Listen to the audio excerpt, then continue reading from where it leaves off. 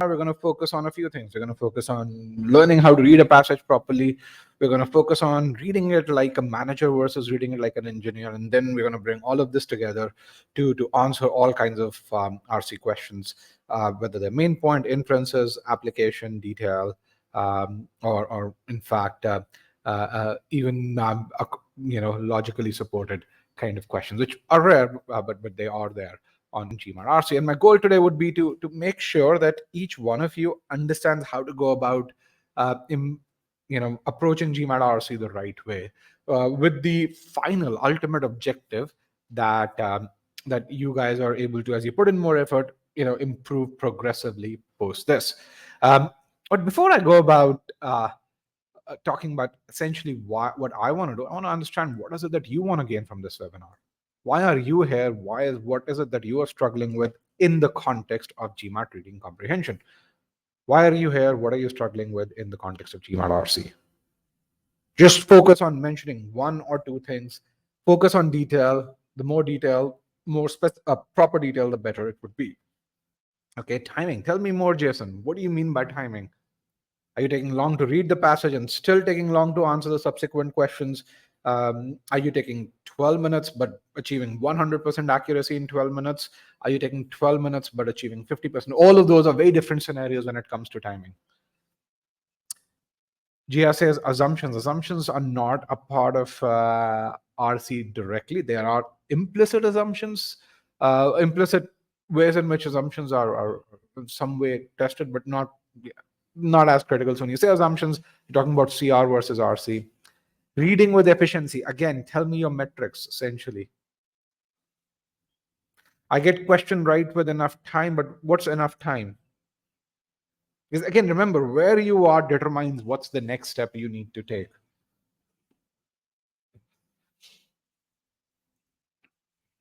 I like what DJ FM has said. Need to improve my passage reading skills while visualizing, thereby grasping more and taking less time. He actually knows what he needs to do, and he knows what outcome it would lead to. Thereby is as a marker, really good marker that tells us what we want to achieve. You can't see me. Yes, you can't see me because I don't have my webcam on. Yeah. So I will have my webcam on in about 30 minutes or so once we know the system stabilized. You guys are on a fast data connection. Swati, really specific. I love that. I'm not able to answer the second and third question within a minute and had to read through comprehension again. Really good problem that is very specific, and we have a very specific solution to this. GMAT and GMAT focus in the context of RC, really no difference. And also, can I use the books to prepare for GMAT focus? Absolutely, you can use the books to prepare for GMAT focus. You just would be running blind. It'll be like going from point A to point B without Google Maps and not knowing how to go there. Of course, if you know the directions, you'd get there, but you won't have feedback. You won't have the right level of detail with books. But yes, can you do it? Absolutely.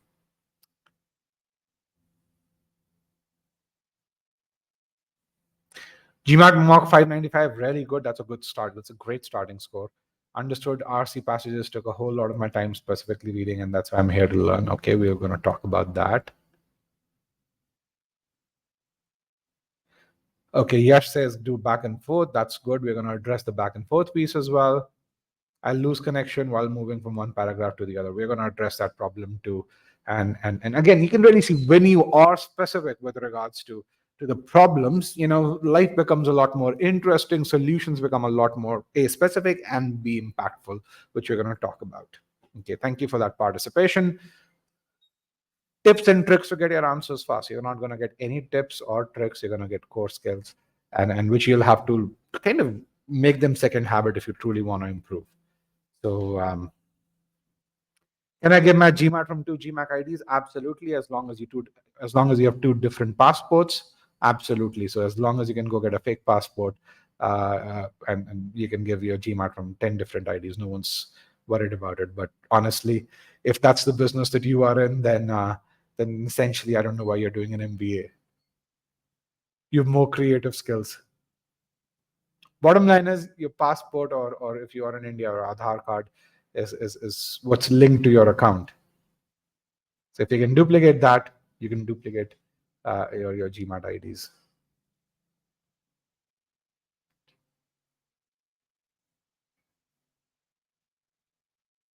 So again, not an RC related question, but an interesting question. And hopefully an entertaining response to that. Okay, I think we have a real good set of problems that we want to solve. Anything else that people want to look at?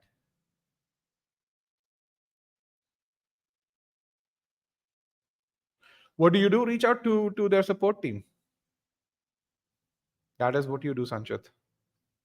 I know it's a pain to reach out to them, but you know, reach out to them. And if you are somewhere in and around Delhi, I'd go to their office in Gurgaon. I can give you their address.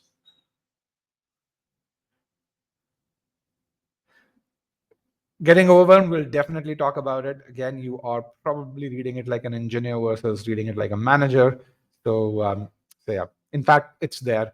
If you just go to Google Maps and say GMAT office in Gurgaon, you can get the address. So yeah, if you can't find it, you can write to me at rajat@gmail.com. Be happy to do that. But honestly, call them first. And if they don't respond within 3 days, then let me know. I can reach out to my contacts. Okay. Any other problems? Partial scope, really good point. Yes, we're going to talk about our partial scope in the context of main point. We will talk about that. I think we'll have about a couple of questions there. So that's good. Okay, I think we have a pretty exhaustive list here. So I have a couple of poll questions that I'm going to put in here. One is, when do you plan to take the test? The second one is, what is your target GFE score? Okay. So when do people plan to take the test? Majority of you have, so still counting here, about 65% of you have more than 45 days, which is a significant amount of time. 45 days is where you could really improve your score by about 75 points or more. That's kind of the threshold over there, assuming people spending a couple of hours per day. And then we have about 33% of folks who have their exam in less than 45 days. Again, if you need about 40 to 50 points of improvement, that can be achieved in less than a month. So that's definitely there. With regards to target score, the biggest group here, and that's in the 705 to 735 range.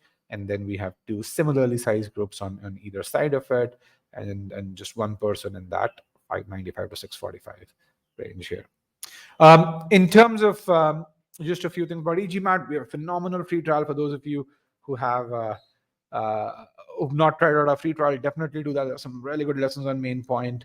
And then, of course, you see a couple of success stories. There are much more to tell you that if you are starting at a low score. Anyone who's starting at an extremely low verbal ability here, 25 percentile or so, let's just go over here, or essentially a verbal score of 75, 76. Anyone over here around that?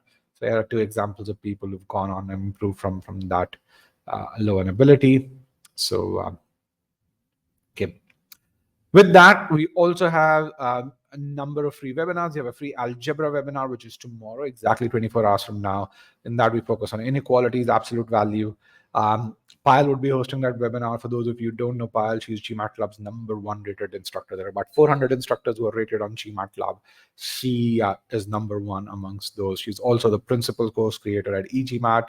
And she's probably created more GMAT content than any other instructor in the entire GMAT space. Next week, exactly a week from now, we have a webinar on CR and TPA, two-part analysis. Again, we're going to focus on two very critical skills here: visualization and pre-thinking.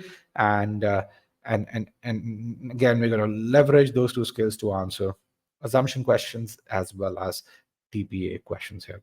Claudia, I see you have raised your hand. I'm going to go into the webinar pane here.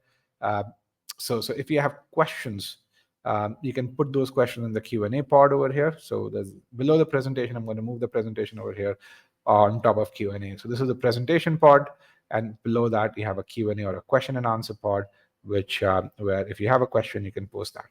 Now this place on the right hand side is a place for my questions to your answers. So over here, if you have any question, if I have a question, and throughout this webinar, I'm going to post about 50 to 55 questions. You're going to answer those questions here. This is a short answer pod type question. Similarly, there will be other questions over here. For example, I'm going to put one question here, which is this, which is a multiple response question. And this question says, why could you not answer this question correctly? I think let's just translate this question to, why do you not score as high as you want to on GMAT RC? This is a multiple response question. And so again, what do you think is the reason? So you had to choose at the most 2 here, although you could choose all 7, but I don't want you to choose all 7. Just choose at the most 2. I'm going to remove broadcast results so that you're not biased by what others are choosing, and so that way we have an independent. We have the polling is just independent of what others are choosing, so we get really good, credible answers here.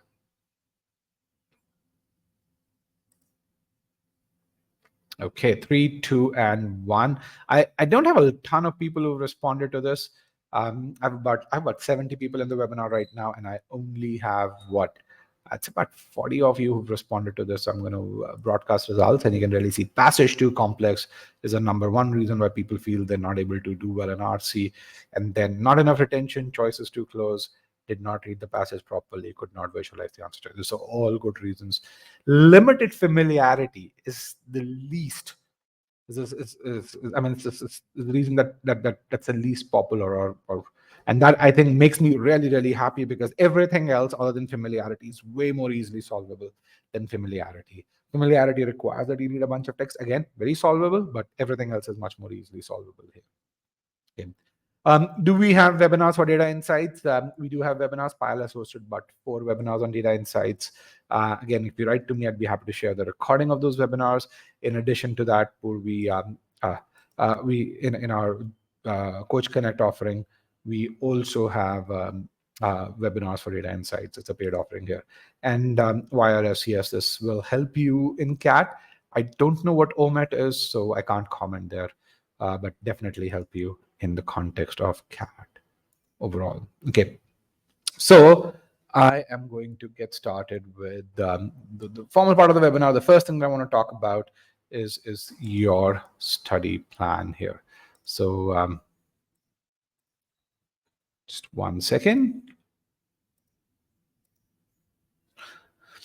So how many of you have a proper study plan? Actually, how many of you built a study plan for the GMAT?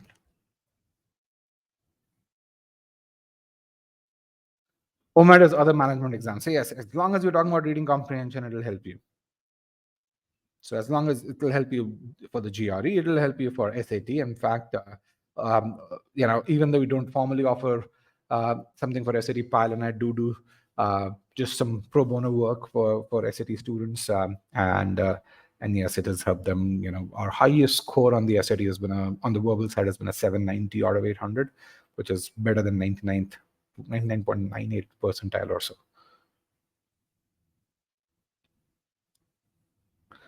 After I'm using e-GMAT PSP, so I'm going to just put in a yes/no question, and if you are using e-GMAT PSP, yes, you do have a study plan. You have a phenomenal study plan. Just a proper yes/no question here. How many of you have a PSP stands for personalized study plan? How many of you have a study plan? Yes or no? If you don't have a study plan, select no. If you do have a study plan, select yes here. Okay, about 63%. Do not have a study plan. So what I'm going to do is I am going to actually tell you a bit about building a study plan, and then we're going to go right into the crux of this webinar. So over here, I'm going to just share my screen and should be able to see my screen over here. So, oh, this one is the wrong account. Just going to go into another student's account here. These are all our former students. So let's go into a GMAT focused study planner. This is essentially what you need as a plan that towards the end, we're going to get to this plan. We're going to create a new plan. And we're going to get there. So we're going to create a plan for someone who's aiming to go from we had someone at 595. We're going to look at 595. Sorry, not target. We're going to set the target as 685. And we're going to have someone who wants to go from a 595 to a 685. We're going to really say, hey, this is something that you got from a Sigma X mock test, which is an e-GMAT mock test. And for those of you who don't have the starting score, you can take a free mock test. You'll get all the data points that you need to build your own personalized study plan. So with that, we're going to have someone who's at a 77 in verbal, as an 82 in, which is about 33rd percentile, 83 in quant, which is 81st percentile. And again, this knows that because it knows the two out of three parameters, the PSP knows that, hey, you've got to be between 77 and 81 overall. So with that, it understands what your quant, verbal, and DI scores are. The PSP looks at your strengths and weaknesses and accordingly pumps out a plan. And it says, hey, I understand quant's your strength. You're at an 81st percentile. Let's push it to 95th. Then let's push the verbal score to 86th percentile, and then DI to 90. Now, you could choose that. This is an excellent option, or you could really say, hey, I'm going to just try and get my verbal up to 84. I'm going to go my quant to 87, and then I'm going to try and get my DI to 82. I just want a bit of a slightly more kind of headroom here, coverage here, where I'd say even if I score a point less in one of them, I should still get to my target score. I'm going to use this, and I'm going to create my plan over here. Now, with this in mind, it's going to create a plan that says, these are your starting scores in verbal. And let me just zoom this in so you guys can see the font here. So 33rd percentile to 91st percentile, 81st percentile to 94th, and 79th in DI to 94th. And it'll give you some approximate timelines for you to get to. And I'm going to just reset this here, and so that we are there. So these are approximate timelines, but it'll give you a really good estimate as to how long you would need. Now we're going to refine these timelines here, and we're going to say, okay, someone who's at a 25th percentile in or 29th percentile in CR, but 36th in RC, and with this, it'll refine those verbal time estimates.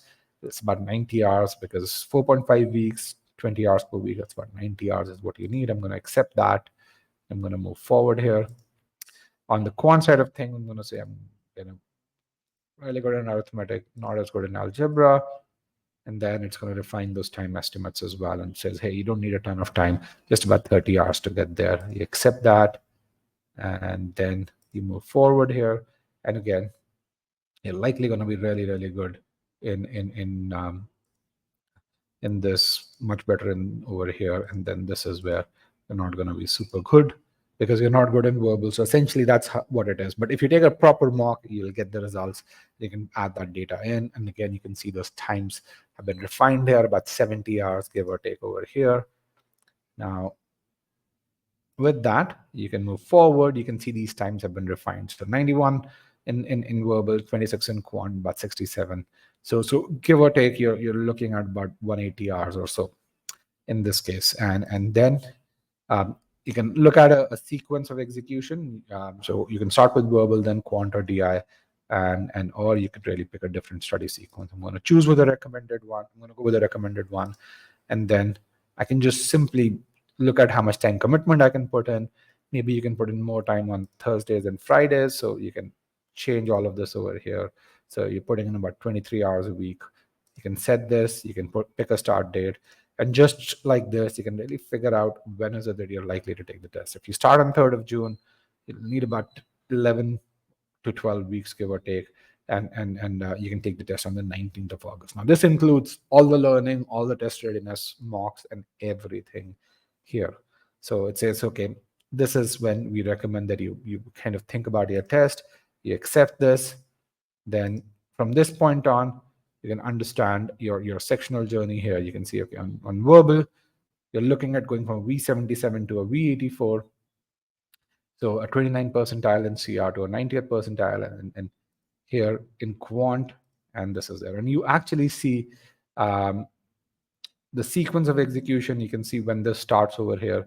That's when you'd be starting your quant prep. And if you want to see more details here, you can really see that. So here you have the dates in this case. On 3rd of June, you're starting with master comprehension and finishing that. That must be a Monday or so. Then on 7th is when you're starting with the CR course.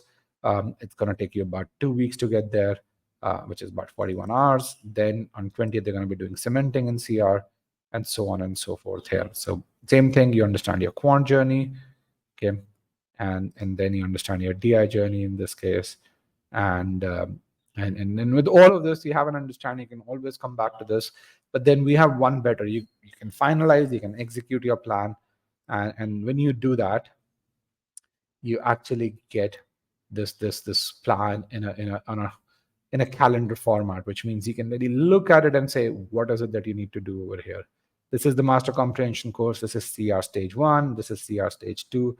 This is RC stage 1. So you can see all of this, and you can see the same plan in the timeline view over here as well. So the nice thing about this is, if it so happens that you decide to finish stuff sooner, and it so happens that you say, I'm going to actually be able to spend 5 hours here, so I'm going to increase that to 5. So you can save and close, and you can add 5 hours here, and it'll adjust your plan, and you'll see your CR is going to start slightly sooner now. So that CR course now starts on the 5th of June, because you're done with master comprehension on 3rd and 4th. Accordingly, everything is adjusted. Now, if it so happens that on certain days, you're not going to be able to study, so you can mark this as a no study day if over here you can't do this. So again, you always stay current over here. You can mark this day as a no study day. And so if you know that these are going to be heavy work days, you can do that as well. And then as you go forward, you can, once a certain milestone is done, you will see a bell icon over here where you can mark those tasks complete. Okay. So if you want to adjust the number of hours, you can always adjust them right here. And so if I adjust and say my Tuesdays are going to be this, if I save those changes, you're going to really see that reflect on every Tuesday overall. So if we go back here, you can see now every Tuesday is about 4 hours here, and your plan would be adjusted. It'll end sooner in this case. Now, this Tuesday wasn't adjusted because you manually added 5 hours. The system is smart enough to really not edit that. This one wasn't adjusted because you manually added this. Anything that you do manually always has precedence over what you do at a system level, and that is logical as well.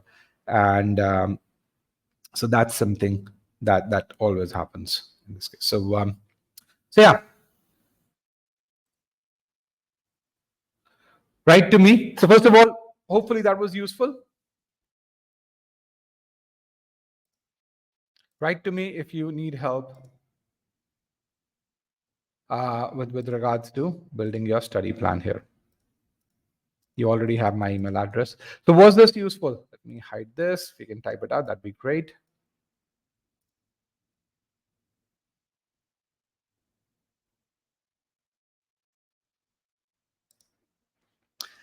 Swapna has a great question. She says, in PSP, do we always address one section at a time? What if do we does it address a review of other sections? That's a great question, Swapna.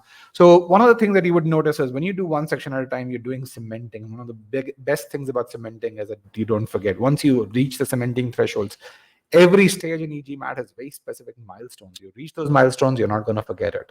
But then if you are worried about it, we can generate revision quizzes for you within our Scholarium platform.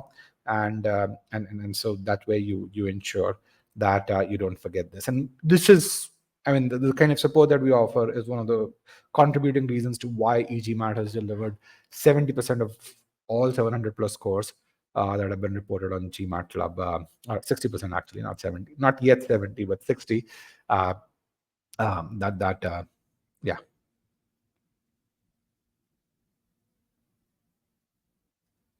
Can we do 2 sections in one day, Sanchit? No. So you can't do 2 sections in one day. We're not going to stop you if you do that, but let me just tell you this. At e-GMAT, we work with upwards of 50,000 students. We do a ton of research. And when people do this, especially when they're putting in 2 hours per day, they end up not improving a whole lot. Okay. And yes, if you are confused between self-paced and live course offerings, you can start with one, always upgrade to the other over here. Okay. So that's something which is there. But again, at any point in time, you have questions about the sequence, you have questions about your metrics, write to either me or your support team that is there. So yeah. And again, we've spent close to $1 million on upgrading our course to GFE. We've spent close to $10 million of our own money on doing R&D on the platform, half of which is spent on building tech, the other half on building content here. And in the world of AI, we're looking at spending a couple of million in the next year as well to enhance whatever we have over here. Okay, how many of you know about our Coach Connect offering? Just a yes/no poll over here.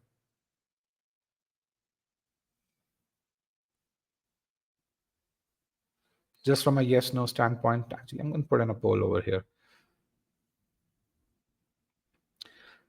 So a few of you know, so let me just tell you a bit about this. This is something that we actually recently started doing. We haven't formally launched it. Our e-GMAT students know a bit about it, but those who outside of e-GMAT don't know this. So one of the big problems, and I don't know if this is a problem that you guys face, but when you're studying alone, you want to work with experts, but then you don't want to always work with experts just because most of you are working professionals. Is that a problem that you face where you say, hey, I want to be able to connect with an expert when I want to, but I don't want a ton of my learning to happen through experts, but only when I want to? And this is a problem that a lot of our students actually said. They said, hey, studying is lonely, and so we want to be able to do this. And this is where we kind of looked at what options existed, and we created the Coach Connect offering. So in a sense, what your Coach Connect offering does is it gives you 15 really, really high value sessions where we focus on, in a nutshell, advanced application of concepts. So 90 to 95% of your learning still happens on the platform, but this is where you go from, I would say, a 70th, 75th percentile to a 95th, 99th percentile in a certain subsection. And these live sessions are at a very specific place in your course. So your one of the other big problems with live sessions is they happen only on specific times. And if you join a live session classroom, your PSP is out of the window. You've got to go through the sequence of sessions that is there. Has anyone ever joined a live session classroom? If you go, for example, if you essentially, if the first session is quant, you may be excellent in quant, you still have to attend that. If the second session is CR, you may be really good in CR, you still have to attend that. We wanted to make sure that we have sessions that complement the $5 million or so investment that we've done in tech. And we wanted to give students a choice over here. So we created something which was super high value, but really, really flexible, where every session repeats every 2 weeks. So the concept of batches was absolutely gone over here. So again, the sessions focus on teaching you advanced application and building that error log. You actually attend sessions when you're ready.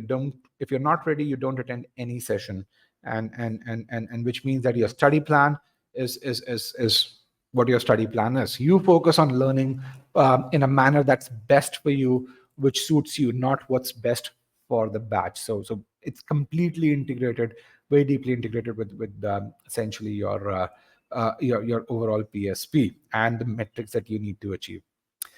We wanted to make it affordable, and this is where, if you're an e-GMATer, it costs $49 a month. If you actually buy live sessions up front, it's slightly cheaper. So you pay even less than that, and you compare this with competitive offering from Manhattan or any other company that offers, I'd say, quality that's comparable, then you're paying at least 6 times as much. And yeah, in terms of enhancements, because we have a lot of flexibility, those 50 sessions are just a starting point. So we will continue to add more and more sessions on top. And essentially each session has its own homework here. So here's an example of the kind of sessions that are there. So and you can really see, you have days of the week because these sessions repeat every week. So you have every Monday is an onboarding session, and every Tuesday you have a CR session, whether it's or every Thursday you have a CR session, whether it's advanced visualization or cementing readiness. Every Tuesday is an RC day. So essentially in a couple of days you'll have RC sessions for people who are weak in RC. That's equivalent to your batch starting. Every Saturday you have either test readiness or one of the workshops. Every Friday you have coffee sessions here. Similarly, you have 3 workshops there. Workshops, think of them as sectional mock tests that come in with where you have an expert doing the analysis, telling you whether you were limited by ability, limited by timing, or both, and what should you do next, what should be your next improvement cases. Wednesdays are quant days where you do arithmetic sessions. And again, you see the Saturdays are workshops. So one Saturday you have a verbal, another Saturday you have a quant workshop, and Mondays are also DI days, whether it's DI quant or DI verbal in this case. Okay, so so yeah. So in terms of just how does it compare to the competition, you can really just look at this here. And again, like with every e-GMAT course, you buy something, you don't like it, you can always ask for your money back here. Okay. Now, is 8 to 5 possible for a student? Absolutely, it is. It is possible for a student. It's just that it's very rare, because even if you make one mistake, you're not going to be able to get to that score. But yeah, is it possible? Absolutely. I think a couple of students have gotten 8 or 5 so far. Okay. With that, let's just move into the core of the webinar, and let's talk about how to ace GMAT RC. So I want to understand what your RC approach is today. So you have 3 ways in which you can approach GMAT RC. One is you skim through the passage. The second is you do questions first. The third is you spend time, read the passage, and then approach questions. So how do you approach GMAT RC today? But 70 students here, I want to make sure I get at least 40 responses. As of now, I have 25, 26, 30.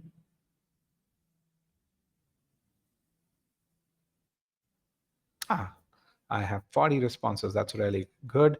So 2/3 of you look at and really say, hey, I'm going to take time and spend time on the passage. But 27% of you skim through it, and about 3 of you, or 7%, essentially read the questions first. We prefer option number 3 here, and this is something that we want to make sure that each one of you does that.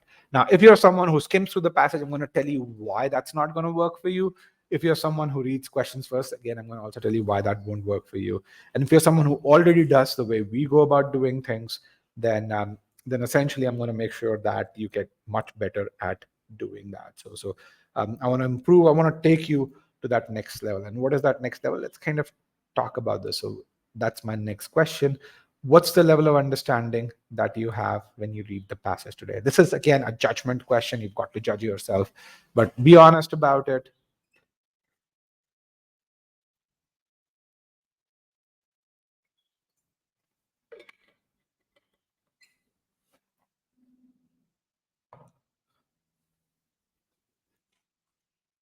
5, 4, 3, 2, and 1. This time I didn't have to say 40, and I got almost 40 responses. That's wonderful. So but half of you say you're between 75 and 90%. Then another third, they really say between 50 and 75, and then 14% of you are really harsh on yourself and say less than 50. So my goal would be to first make you realize if you all are really at that level, and B, if you truly are, I want each one of you to go one level up. So I want to give you strategies to push you one level up from this point. Okay, so 3 things that we will do to make sure that you go one level up. So first is, how do we get the most out of the passage? So I want to make sure that you understand how to read the passage as a manager versus reading as an engineer, and we'll also introduce reading strategies that will help you extract the right kind of aspects from there. So we'll also talk about what does reading like a manager actually mean. Okay. The second is, actually, before number 2, how many of you, again, a simple yes/no question here, how many of you today take notes?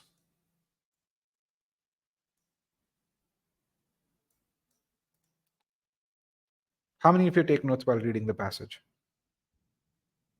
I'm going to put in a short answer pod as well. If you have opinions about taking notes, you can put those opinions here, because I do know people do have opinions about taking notes.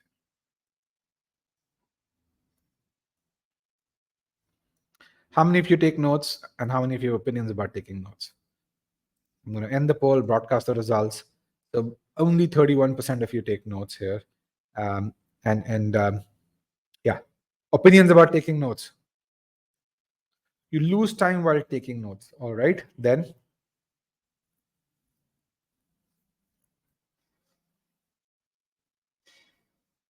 take too much time.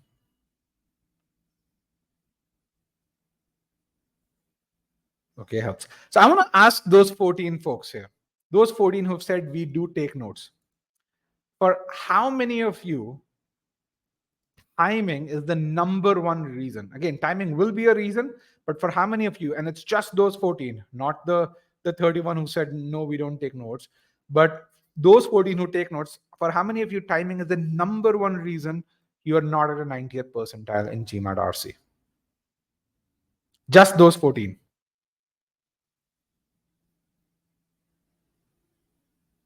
Timing is the number one reason. It could be number two, that's okay, but number one reason. And again, data is absolutely powerful here, which is where you really see people who take notes. Timing for them is not the number one reason that they're not at 90th percentile. Okay. Whereas a lot of people who are saying we don't take notes are worried about timing.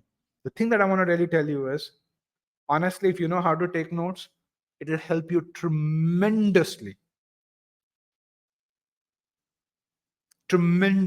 And I'm a big believer of taking the right kind of notes, because that's, as passages get more and more challenging, that's the only way to save time.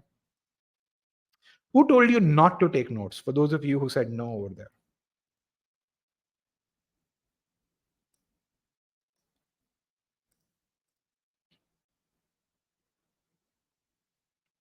Who told you not to take notes?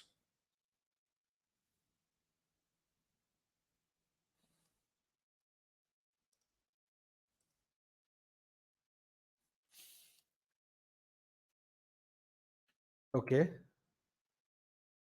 who now to take them in the first place?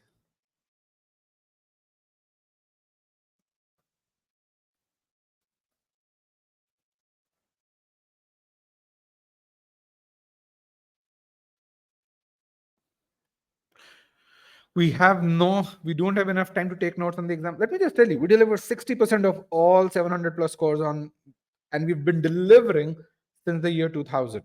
Okay. And I'm telling you, you have to take notes. That tells you something, right? So you do have enough time.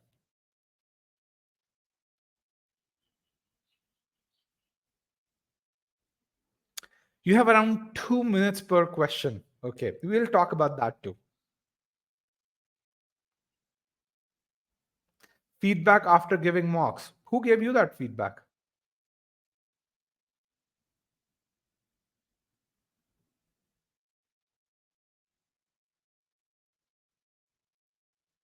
Okay, so we're going to talk about taking notes, and we're going to talk about how to take notes and why is it important to take notes here.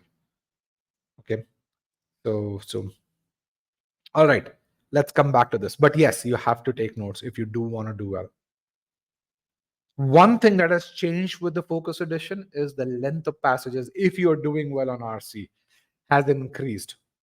Okay, and why has that length increased? Because of the scoring architecture, where you have more score ability levels at higher percentile points, and so they want to discern between individuals, and one of the ways that they do this is, now you have 4 or 5 paragraph passages. So if you don't take notes, you lose track, then 80 to 90% of the time that you're going to spend is going to go waste. Other thing, people who take notes typically spend 20% less time than people who don't while answering questions, and they also, their accuracy is about 30% higher for the same difficulty passage. This is a start, I can tell you that, and this is something that we've done with regards to our research.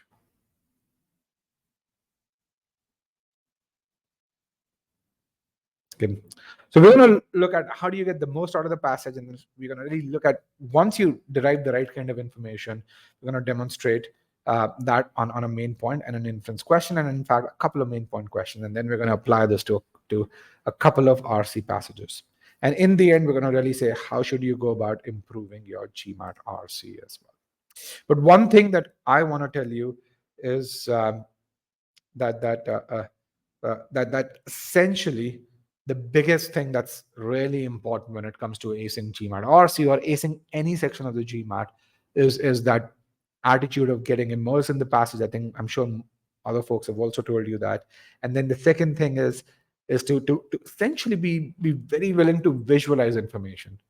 Uh, in other words, I want to just translate this one part here. One thing that you shouldn't have, an attitude that you shouldn't have, is that, hey, I just want to get done with GMAT RC. How many of you have that attitude? I just want to get done with GMAT RC.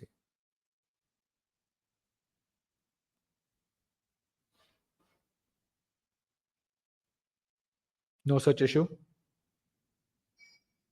Everyone loves RC? Everyone over here loves GMAT RC? Yes? Not at all. Yeah. 80% of you are probably not in love with RC. So oh, love is a very strong word, and that's the essence of what I want to say here with regards to this slide. That you've got to have that attitude of loving RC. Why? Because in about 400 odd words, you get to learn a whole lot about a topic. And there is no better utilization of your time than to read an RC passage here. Okay. We're going to talk about this. We're going to apply the sentence structure. How do we extract the most out of a sentence, B, a paragraph, and C, a passage? So we're going to understand the sentence structure. We're going to predict what the author is going to say next by looking at keywords. And then we're going to summarize, which is where note taking comes in over here. Okay. And we're going to go real slow, because the slower we go, the faster we are in RC. So I'm going to really talk about this here, but let's kind of show this. So I'm going to give you a passage, and I want you to take about a minute. It's a single sentence passage. Take about 1 minute and tell me what's your passage summary. There's no question here, but what is your takeaway from this? What does this passage talk about? And Sanket, you say, I'm from sciences background.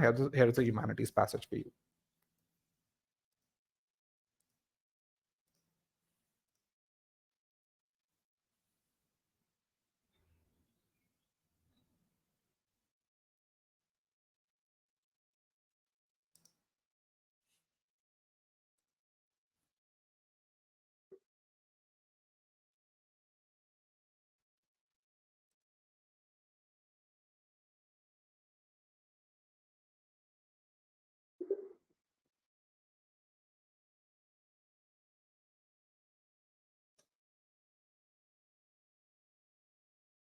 There is no audio. I've asked you to really put in your notes from this passage.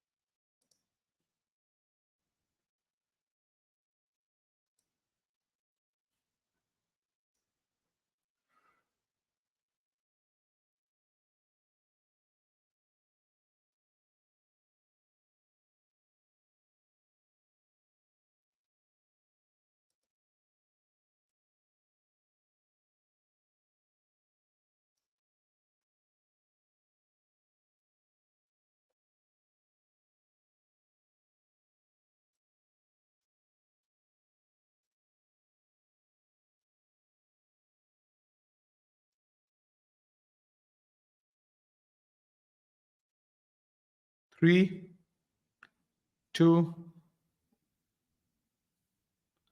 and one. And I can see some what I call as really specific notes and some really what I call as manager-like notes.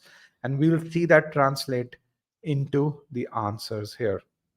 So what I'm going to do is I'm going to give you this passage, P1. Where is my P1 here? Yes, in notes. So there is the passage in notes here. And here is my first poll question. That's the main idea question. Okay. So before I show the question, I want you to click still solving. That way I won't time you. When 80% of you are done, I'm going to call time. So if I can get 30 people to do still solving here before I show the poll question, that'd be great.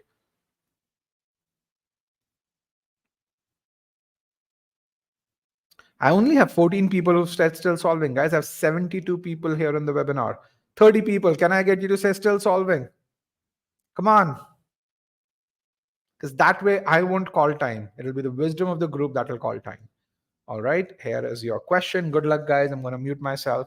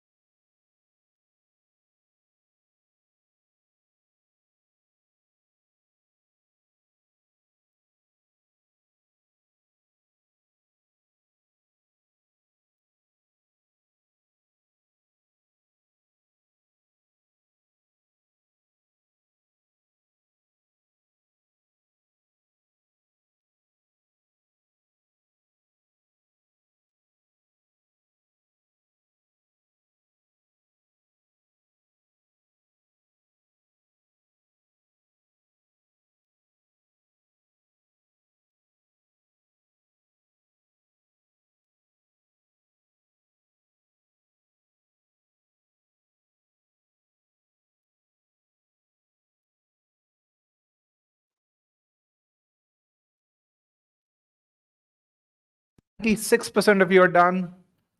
3, 2, and 1. Let me end the poll. I'm going to broadcast the results. So yeah, really good participation. I got close to 50 responses. That is wonderful. How did you find this question and how did you find this passage?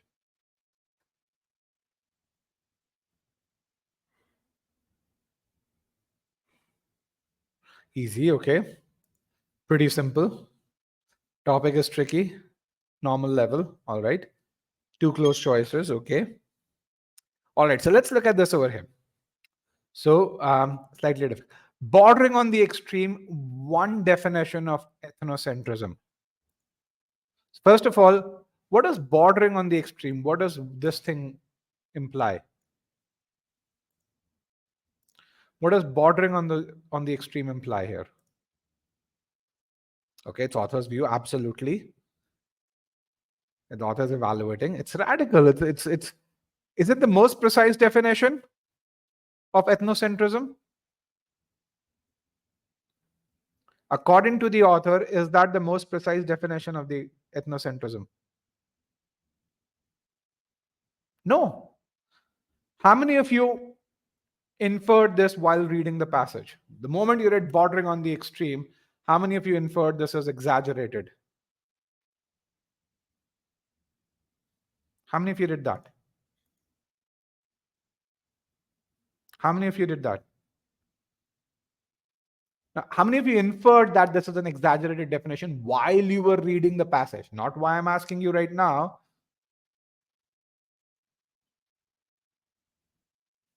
So the author says bordering on the extreme, one definition. So the moment you read one definition, what you really say is, hey, there are probably more than one definitions.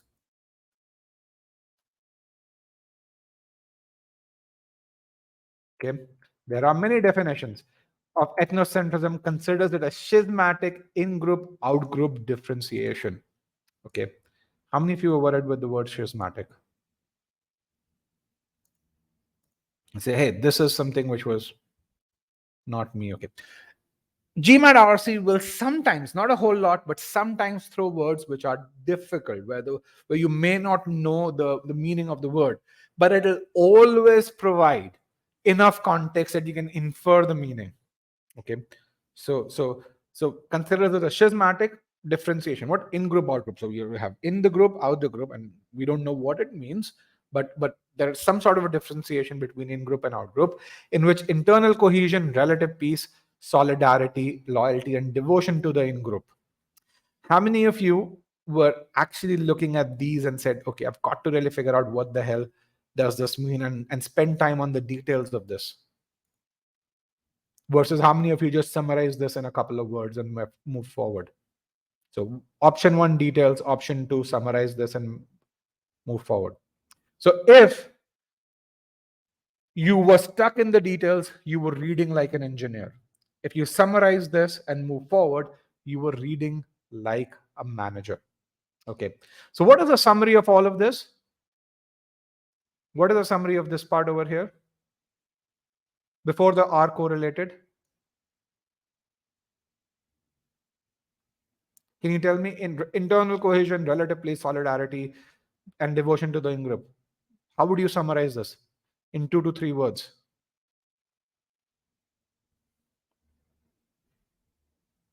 Intra-group harmony, heavy culture. That's okay, a summary, reasonable summary. Communal harmony is a very good way to do this. Another way to do this is love for your own people,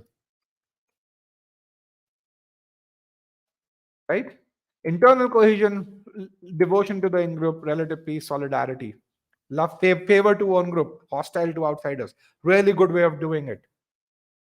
My question is, how many of you did that? Just a simple yes, no. I'm going to put a yes, no poll over here. And these are behaviors I want to inculcate. Simplify. These are your notes. Plus, plus in group. That's your note. How many of you summarized while reading?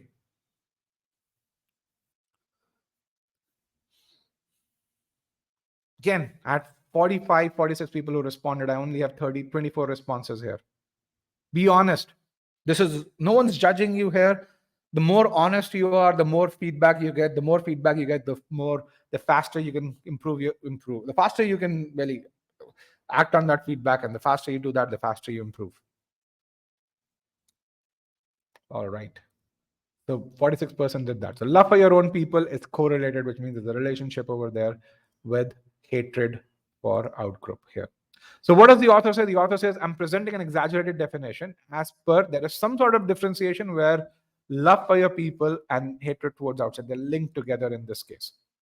So what the author does over here, he presents a definition of EC and tells, hey, this is not the most precise definition. Is this definition the author's definition? Is this definition the author's definition? Yes, no? No, it's not. Why? Because the author is presenting a definition. Okay, otherwise you would have said the author has defined EC. So he presented a definition, then he indicates it's not the most precise, it's an exaggerated definition, it's slightly extreme. And as per this definition, these things happen. Love for your own people and hatred towards outside, they are related to each other. They're linked to each other. That's the summary of this. Okay, so in this, the author is presenting an extreme definition of EC. All right. That's kind of my pre-thinking even before I look at the main point. Everyone's okay with this?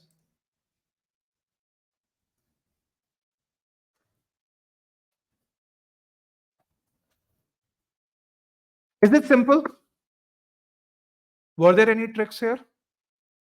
No, there weren't any tricks, right? Very, very simple. We just read, we summarized, and all we said, this makes logical sense, and let's move forward. Okay, let's look at how you guys did with the poll here. P1, Q1. Okay, no one chose, or 3 people chose choice. B was very popular, C was very popular, D was the most popular. To criticize a concept. Does the author say EC is bad? Does the author say EC is bad? Absolutely not. The author doesn't say EC is bad. Okay. Does the author say EC encourages hostility towards in groups? Absolutely not. Okay. Because of this, choice A is wrong. People who chose choice A, where did you make a mistake? And what's your corrective action here? What are you going to do? People who made a mistake. Why did you make a mistake? What's your corrective action? Why did you choose criticize? Why did you not reject criticize? Why is it that you weren't able to figure out, hey, the author is nowhere saying that EC encourages hostility. All the author is saying is one definition considers it, um, love, some sort of a differentiation where love for in-group and is related to hatred for out-group. If two things are related, it doesn't mean one encourages the other. Does it mean that? If two things are related, does it mean that one encourages the other? No, not necessarily. It could mean that, but it doesn't always mean that.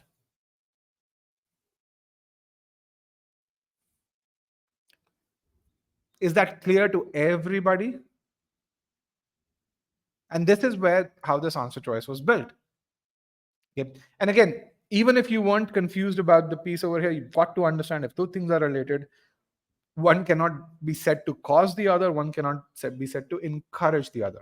Let's look at choice B to evaluate the concept of ethnocentrism while enlisting its various features. What does evaluating something mean? Evaluating something means to look at its pros and cons. Does the author present pros and cons of EC? Does the author say EC is good, here is why, EC is bad, here is why? Does the author do that? Okay, people who chose choice B, why did you choose choice B? What was your mistake? What is your corrective action going to be? There are 17 of you who chose choice B. Why did you make a mistake? What's the corresponding corrective action? What are you going to do to not make the same mistake again? Or what knowledge have you gained to not make the same mistake again?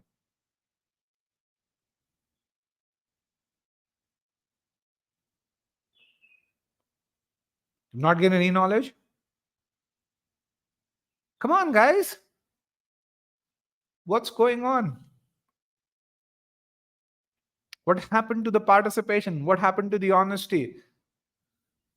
Did not relate the word evaluate to the passage. Okay. Did not interpret the definition of evaluation.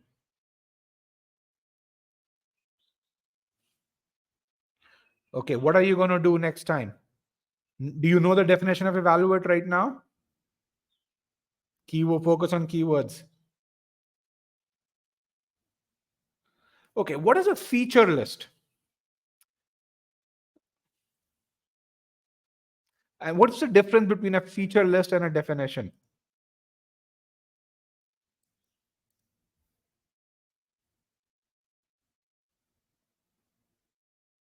Just hold on. E1-1 over here. I'm going to put in, and I just want to create a new note here. What's a feature list? So let's talk about cell phone. Everyone knows cell phone. A cell phone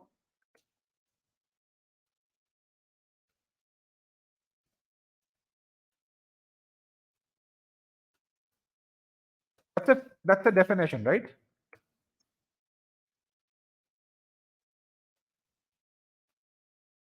Or I would say a smartphone has a large screen.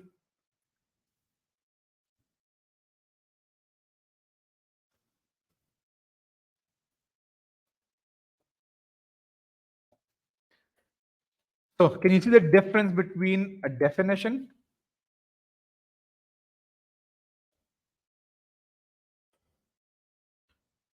and a feature list?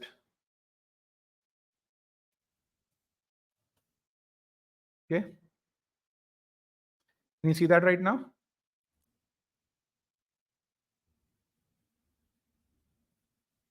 All right. Let's move forward. To define the concept of EC, which leads to a hierarchy among social groups. First of all, does the author define the concept of EC? No, he doesn't. The author is merely presenting a definition. Does the author say that EC causes hierarchy? Or does the author say these two things are correlated?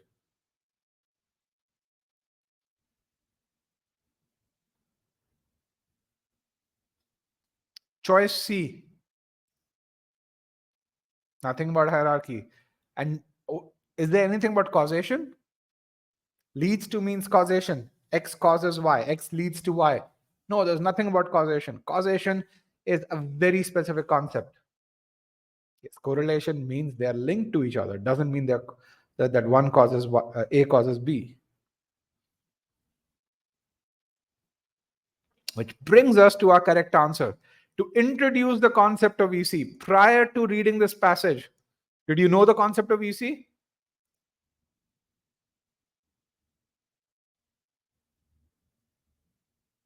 Prior to reading, no, but now you know that. So you've been introduced to the concept of EC. The author presents one definition, which means he's introducing the concept of EC by presenting a view on it. What? Presenting a view on that definition that is there, or that on that introduction, that it's an extreme definition, or this may not be the most precise definition over here. Okay. This is correct. This is correct. Choice D is correct. 42% of you got it right, which makes it a hard question. All right.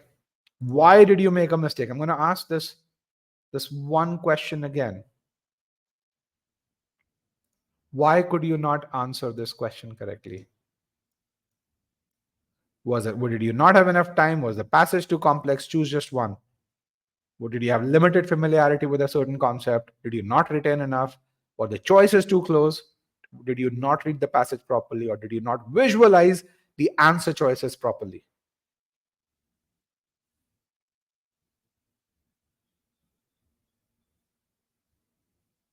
Three, two, and one.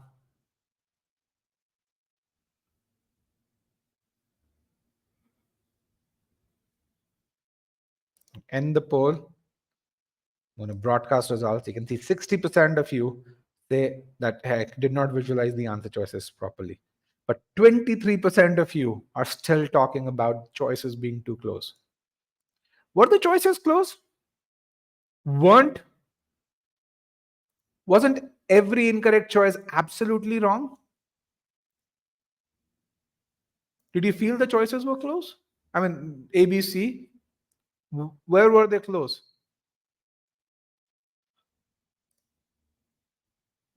Why? Has the author defined the concept of EC? Does the author say it leads to a hierarchy? No, they're absolutely wrong. Has the author defined the concept of EC? The person who said yes?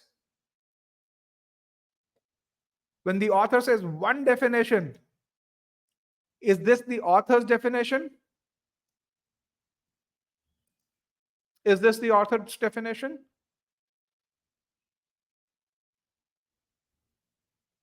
No, the author is saying one definition of EC, which means that it's not necessarily the author's definition, which means you can't be 100% certain. And you're absolutely right. If they're not, if they think the choices are close, which means you're not even reading the answer choices properly. Absolutely. Okay. And regardless, and based on where you made a mistake, you have a corrective action here. Now, another related passage. I want you to put your notes here.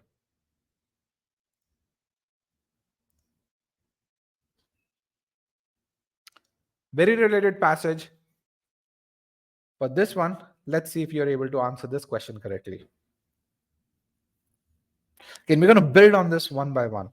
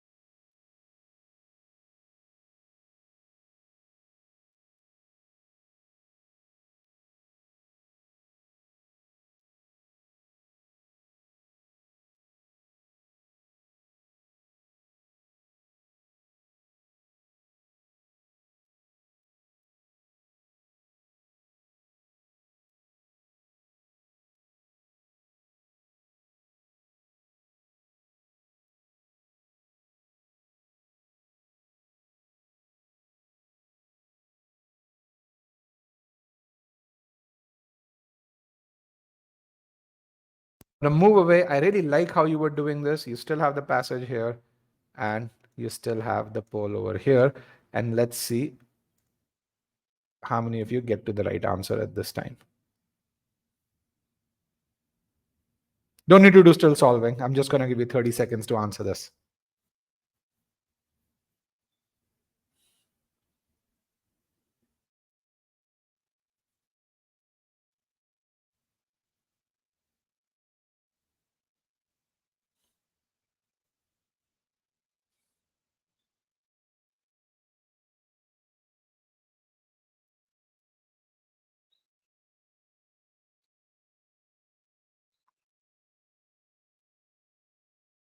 Three, two, and one.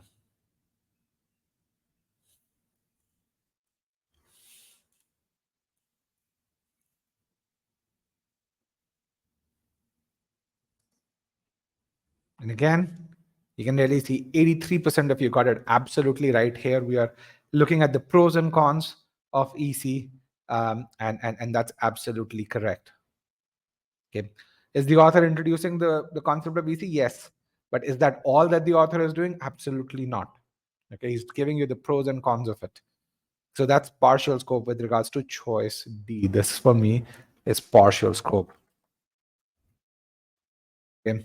Does the author say that it leads to hierarchy? This is wrong. Okay. Does the author evaluate the concept of BC while enlisting its various features? Absolutely. This is correct. Now, then this was a related passage, but one thing that you would really see is if you look at it independently, this passage, had you not read the first passage and had you just read this one, this passage is more complex than the first passage, right? It was a longer passage. It had more complex terms, right? Wasn't this passage, if you independently look at them, was more complex? Why do you think you answered? So 38% of you or 83% of you answered this correctly. What was the reason for that? Because you looked at it with the right lens. You looked at it and you said, I've got to read like the manager. I've not got to, I cannot be there in the details. I've got to summarize it. And then really, and you had a better understanding of what the answer choices were saying, what evaluate meant, what everything else meant. Okay. If you know this, then your propensity to answer questions correctly improves. It is similar to the second one, absolutely. But okay, the last sentence confirms it's an evaluation. Yes, but you were looking for it. You understood that piece there. Now, the third passage is also very similar to the second one, but let's see if you, how is D wrong? It's partial scope. Is that everything that it does? Is he not talking about the pros and cons of EC? Does choice D cover that? The person who said, does choice D cover the pros and cons aspect of it, the benefits and the downsides of EC to the society? Yes, that's why I'm saying it's partial scope. I'm not saying it's whatever, but whatever this choice is saying is wrong. It's just that main idea has to encompass pretty much 80% of what it is saying. So that's where an answer choice is there. Okay. So with that, let's go to the next one over here. I want you to now this passage here, which is actually a true second passage, is also very similar. I'm going to go through the same drill here. You've got to put in your notes. Very, very similar passage. So put in your notes and let's see if you're able to answer the questions corresponding to this one correctly. I'm going to mute myself. 75 seconds is what you have here.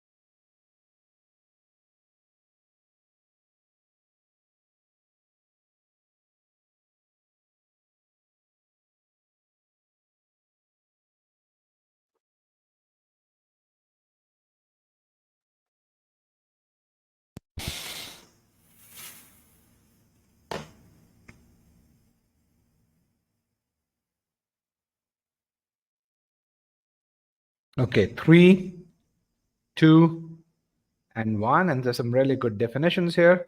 I'm going to actually bring the passage at the bottom. And first of all, you guys know the drill with the poll here. I need to see still solving.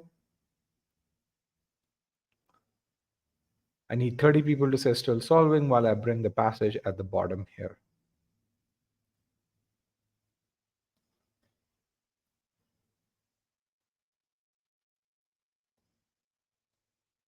"30 people, I still have just 22.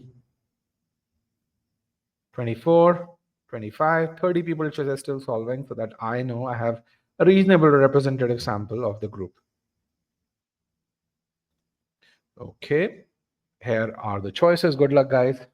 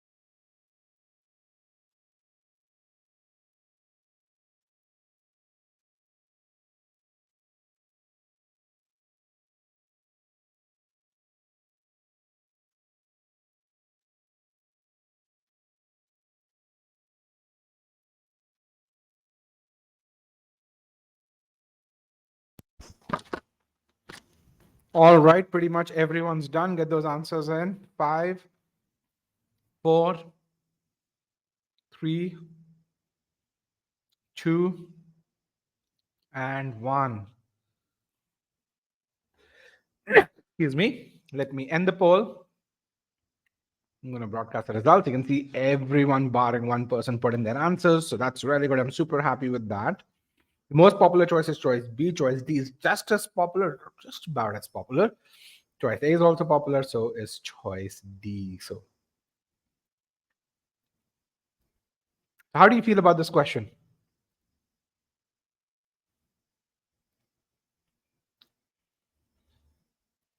Okay, easy. All right, sorry about that. Let me just, that's very easy.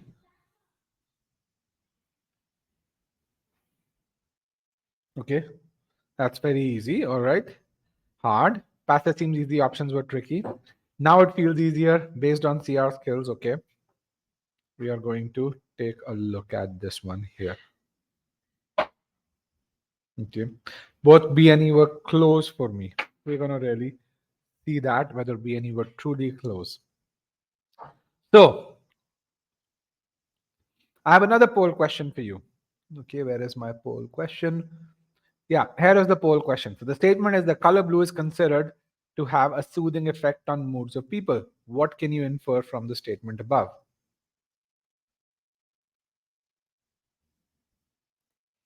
What can you infer?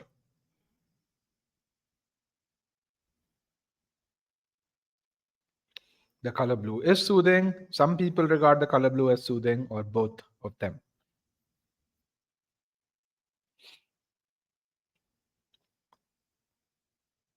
5, 4, 3, 2, and 1. Let me end the poll and broadcast the results. So really good participation. Really like that 44 people participated here. That is excellent. And you can really see how people poll. 60% of you got it absolutely correct. Some people regard the color blue as soothing is absolutely correct. The other two options are wrong. Let's look at why that is the case. The author is saying the color blue is considered to have. So the author is not saying I consider the color blue as soothing. He's saying some people there's definitely one person who considers the color blue as soothing. So in this case, the author is, when he sees the words considered to have, he's presenting information. In other words, if it so happens that the color blue is not soothing on moods of people, you can't blame the author, okay, because the author is not backing that claim. Is that clear? How can some people be connected to considered? How will it be? Someone has to call color blue the soothing for some people, for the author to really present that, right? How else would color blue be soothing? It could have some people, it could have all the people. Yes. What does the word some mean? When you really say, yes, technically it means at least one, but some people mentioned that. Okay. So some is not all. Okay, just to be really, so there's one thing which you are really saying is you're talking about a technical definition of what sum is, but you have to also understand the sentiment behind some. So when I, as an author, say some people mentioned that the concert last week was great, what I am really saying is I know at least one person, most likely a couple of people,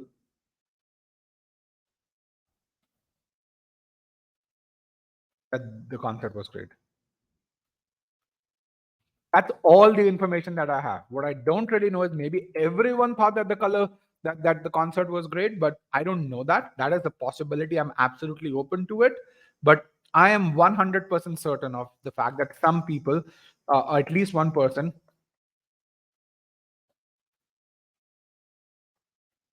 okay. So the author is open to the possibility.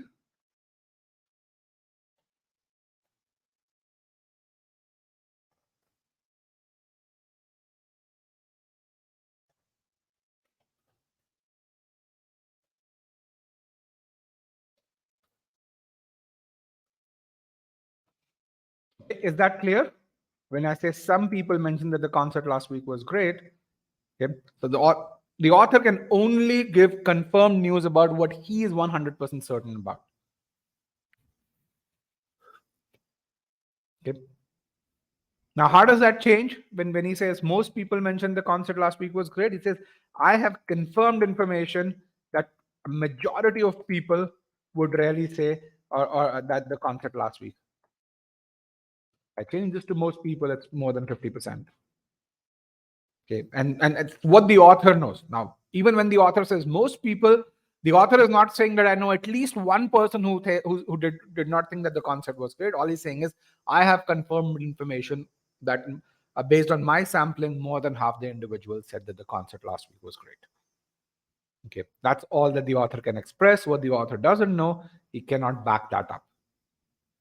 Okay, so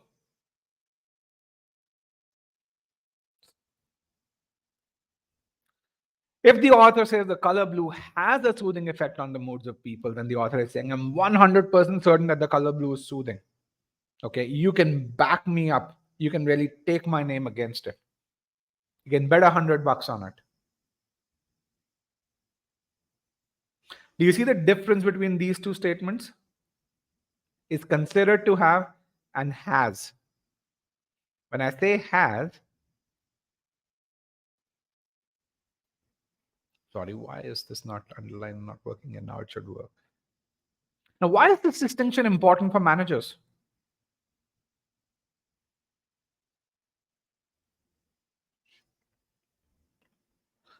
Okay, what kind of clarity? What kind of inference? Why is that inference important for managers?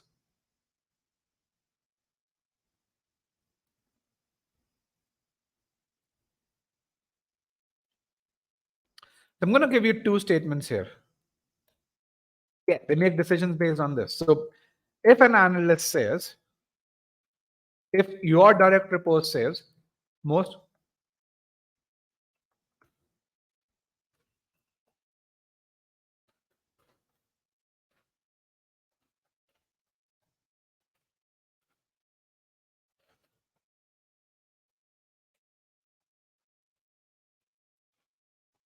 That's statement one. The second statement is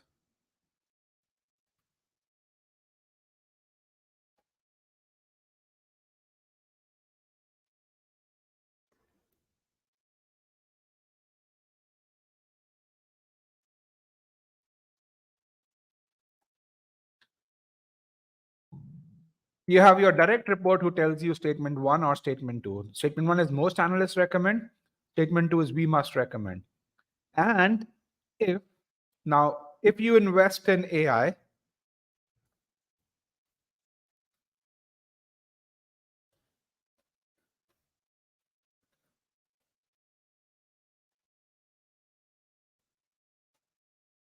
in case of statement one, who is to blame? And in case of statement two, who is to blame? For statement one, this is statement one here. This is one. And this is two. If you invest in AI and you're still not able to maintain your market share, what's statement one? Is it the analyst or the person or you as an individual? Statement one puts the blame on you as a person. Because the person who reported to you simply communicated information. He's not backing that information. For statement two, you are the,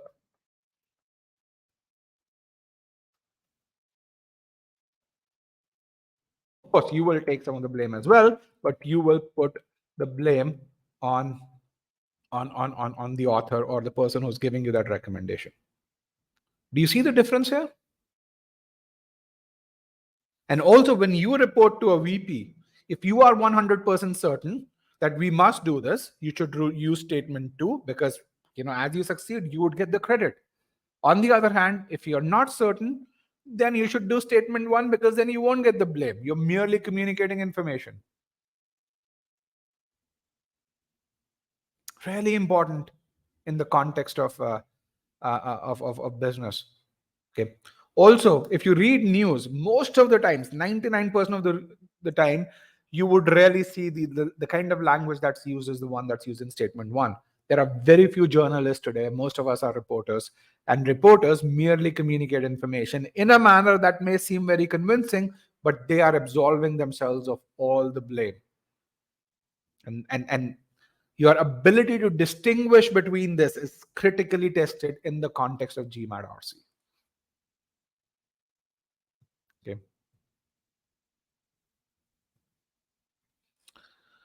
So, ethnocentrism and its canonical variants are deemed to be. Why is this important? How does GMAT RC test? Are deemed to be. What does deemed to be mean? It means considered to be. Intimately connected with XP. What? Okay. So, which means that some people consider them to be closely connected. Everyone got this? Deemed to be means intimately connected. Now, what is XP? A complex attitude cum sentiment structure involving aversion, dislike, and antagonism vis-a-vis the stranger or the alien, and everything that the stranger or alien represents. How many of you, when you read this over here from this point to this point, summarized it? And if you did, what was your summary? How many of you summarized this? And if you did, what was your summary?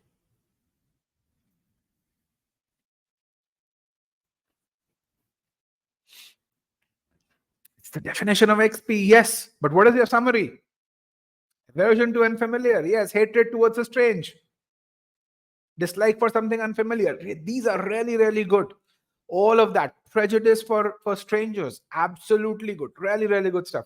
So once prompted, you guys know what the right thing is.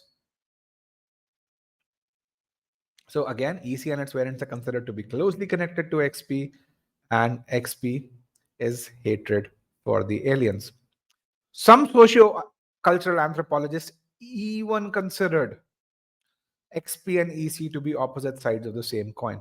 Why does the author use the word even here? What is even related to? And even is a really critical keyword.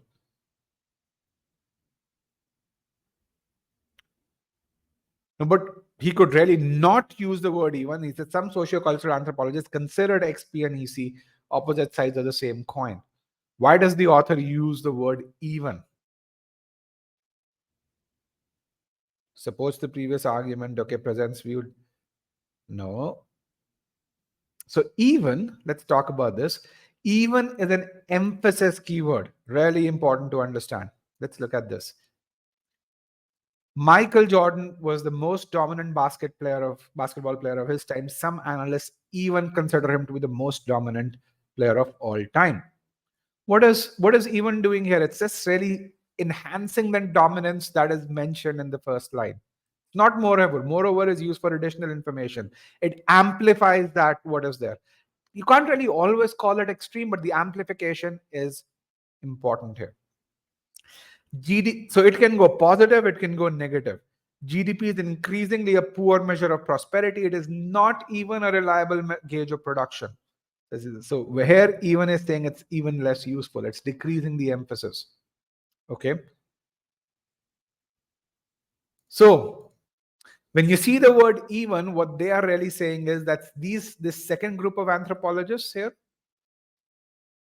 let me do Control Z, I don't want to cross this. This second group here, they consider this connection to be so close. In fact, it's much more close than this one over here. So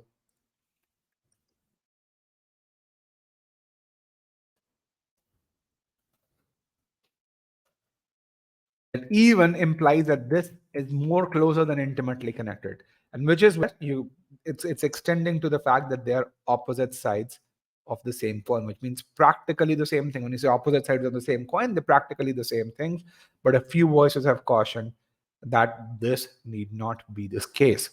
So if I were to call this, let's say we could call this group 1, we could call this group 2 over here, okay, and we could call this group 3.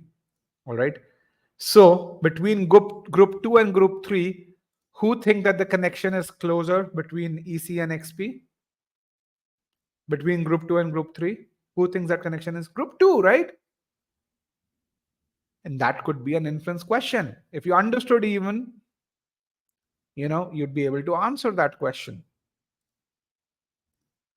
Okay. So some experts take that to the extreme and say, hey, XP and EC coexist, whereas other experts disagree. So what does the author do? The author actually defines a new term called XP. This entire piece over here is the author's definition from this point to this time. And he presents opinions of people where he says some experts consider them to be closely connected, and some other things that they're just so closely connected that they coexist, but some other things. So the third group that really thinks that, hey, the connection need not be as close. Okay. Now, what's the correct inference? It is always what the author would 100% believe, and it would be what the author would put his money behind. So with that, let's look at our answer choices. How did you guys do here? P1, Q2, but 10 of you chose choice A, which is XP and EC are different facets of the same coin. Now, is this the author's view? Absolutely not. The author has not presented any opinion on this, so this one is wrong. XP and EC are closely connected with each other. Again, is this the author's view? Absolutely not. So we can't really say that. People who chose choices either A or B, can you see where you made a mistake? A or B? C, no one chose. So choice D, XP causes ethno-EC? Absolutely not. Okay, there's no cause and effect relationship, which means what you can infer is the last choice, which is XP entails dislike towards the strange. That's the only piece of information that the author has presented from this point to this point. But 30% of you got this right, and you guys were great. All right. So are we feeling good about RC so far? Are we getting to know more about what is it that we need to do to ace GMAT RC? Can you really see, even though this was a humanities passage, it's much more about reading like a manager versus reading like an engineer? And so the more you do that, the the more you take the passage type out of the equation, which is what I want to do for you. Take the passage type out of the equation. I could have just made just as complex a passage in engineering, and it'll have the same twists and turns. Okay. So you need to be immersed in RC. You need to read like a manager and not like an engineer to do that. How is an engineer reading like an engineer different from reading like a manager? I have a note over here which I want to enhance, but let me just put over here. So when an engineer reads something like this, when a manager reads a piece of information, he says, I am not a subject matter expert. I will not try to be. The author is a subject matter expert. I am merely absorbing that information with the point of view of making decisions and drawing inferences from it. Okay. The author, the the those uh, who read like an engineer consider themselves to be a subject matter expert. They try and get into the nuts and bolts of it. Does that help you understand how does an engineer read versus how does a manager? If you reach a level of detail and you try and understand why do you think this is happening, then that is reading like a manager. Um, if on the other hand, you are you merely say, okay, this is the information. I trust the author. The author is 100% right. I'm going to really see what inferences can I draw from it. This is reading like a manager. So I'm going to put another piece of information at the. Let me actually put a new note pane here. So just creating something like this here. Well, no, it's not about reading like an exam taker. No. So let's kind of hide this here.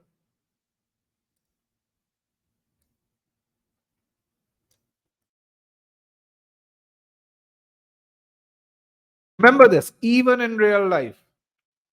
So, sometime back, when I used to work for a company called Honeywell, my job was to build businesses by looking at technologies that Honeywell Labs has and talking to customers.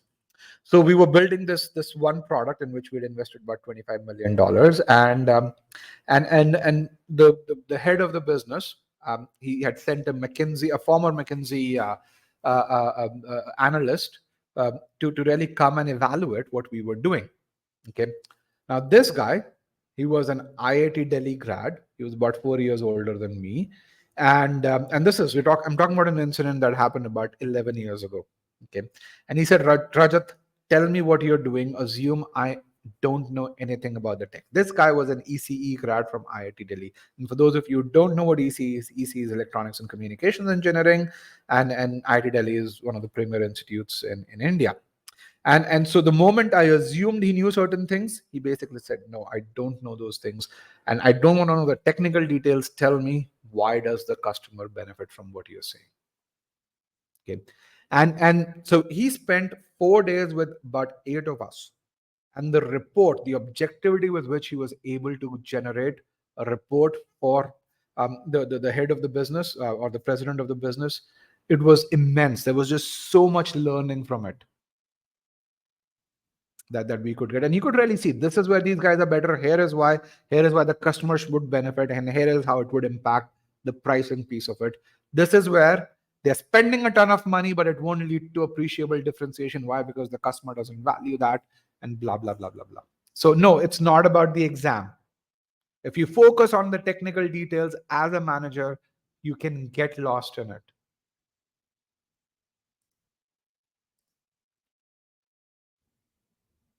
Okay, these are real life skills.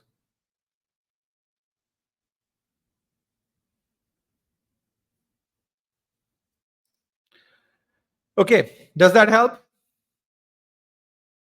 Doing these three things, does that tell you the difference between reading like a manager and reading like an engineer? And honestly, it's an evolution for many of you. Why? Because even though, and when I say reading like an engineer, people who are accountants, they read like an engineer. Why? Because that's how they've been trained to. People who are doctors, they read like an engineer because that's what we are trained to. So it's not, when I say reading like an engineer, I'm not limiting myself to people who are real engineers.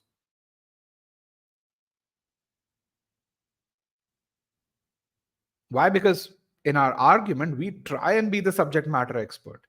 Here, you're trying to not argue, but you're trying to go at a higher level, and they'll say, I know what the author is saying is correct. Let me kind of figure it out, what more I can derive from that information. And that's where reading properly is absolutely critical, and understanding the keywords. And there are many categories of keywords. If you think about changing line of thought, here's a certain set of categories of keyword. On one hand, on the other hand, rather, instead, alternatively, when the author uses these keywords, read like a manager and really say the author is going to change his line of thought. And so the next sentence that you'll read, even before you read that sentence, you can really say it's going to be about another side of the things, different side of the coin in this case. Cause and effect relationship. Therefore, as a result, accordingly, if you know those words, you know that the author is talking about causality there, or the outcome based on some input. Okay. Um, the way we learned evaluate, what does evaluate mean? You're going to learn what many other words mean, and that knowledge is extremely valuable when it comes to GMAT RC. Okay. Learning these things helps you save time on the test and improves your ability. But you've got to read slowly. You've got to focus on keywords. You've got to summarize. Why? Otherwise, you will be overwhelmed. So I have a couple of questions to about the Coach Connect course. So Coach Connect, is that in batches? When do I join the next batch? There are no batches. So if you're going to study CR, you have a CR session every week. If you're going to study RC, you have an RC session every week, DIDS session every week. So that's the flexibility you get. And Mandar says, if you don't have the course, can you buy Coach Connect? No. If you don't have the course, you can't buy Coach Connect. I mean, we do Coach Connect not with a whole lot of sense to make money, but to make sure that we help our students learn better. So that's why it's $49. Um,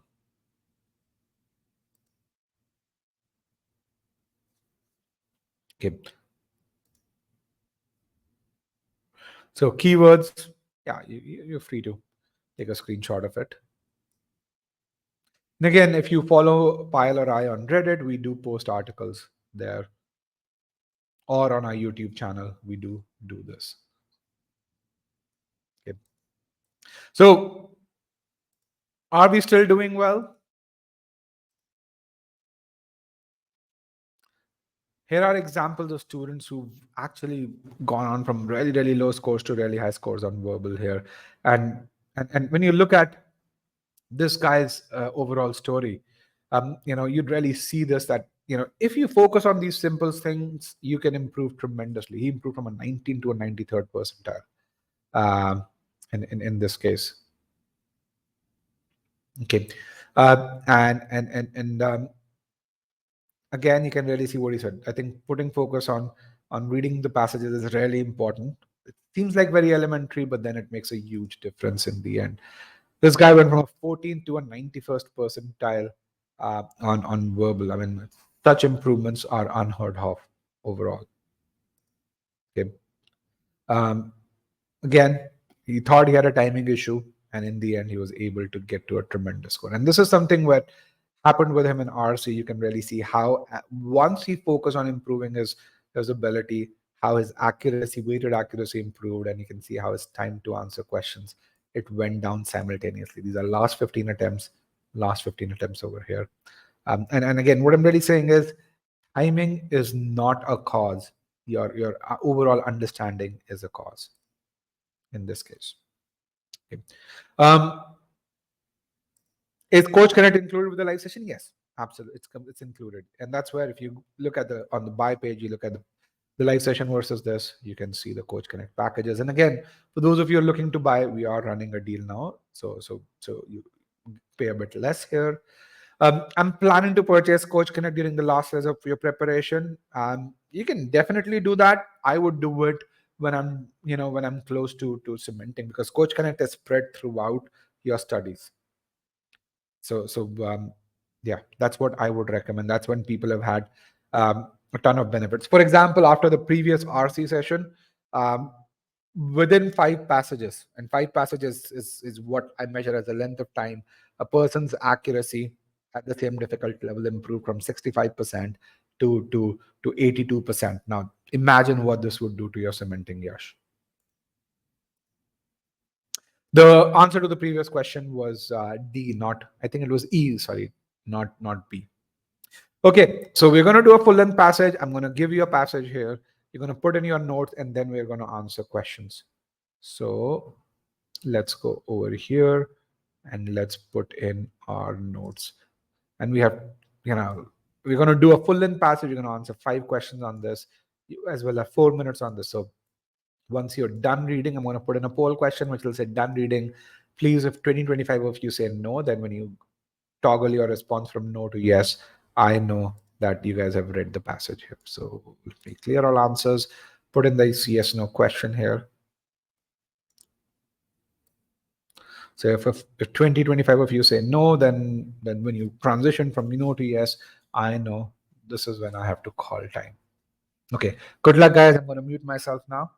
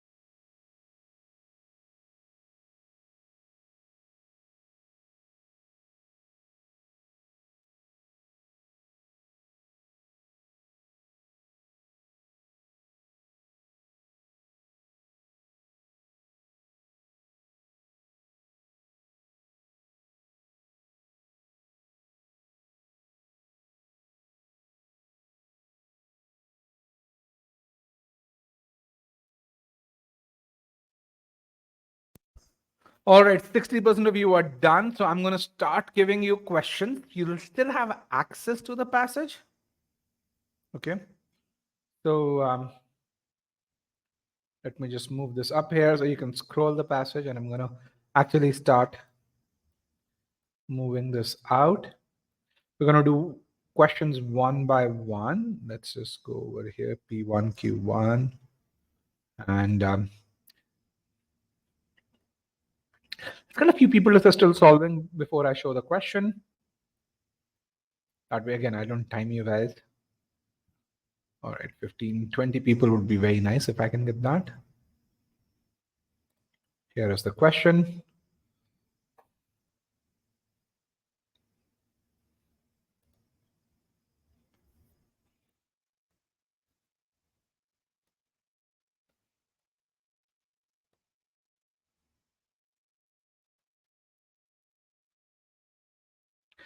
The bottom poll is for question 2, so please don't put your responses there. As more and more of you are done, I'm going to do broadcast results so that you can do still solving for that, so that we save a bit of time.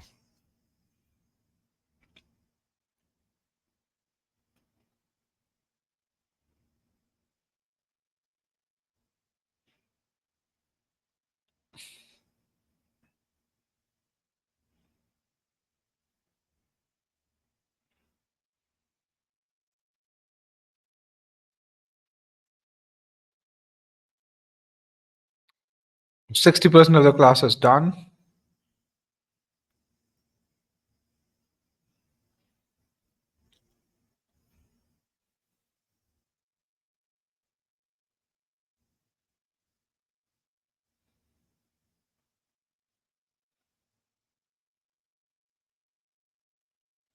%85 of the class is done. Get those answers in 3, 2, and 1. Let me end the poll. I'm going to broadcast the results. D for data is most popular. Choice C was also really popular. That's good. Let's go to question 2. I want, again, still solving. I want 15 people to say still solving for this before I show the question. Okay, good. Remove broadcast results. Here is question number 2. Read the question properly before you answer this one.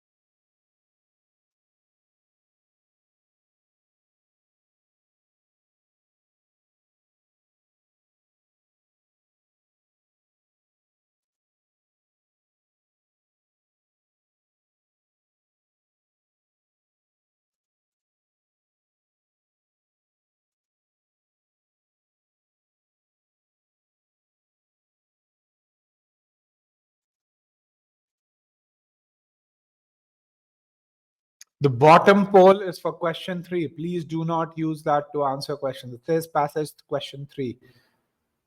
So I'm going to move the bottom poll away because some of you are doing that. 80% of the class is done. Get those answers in.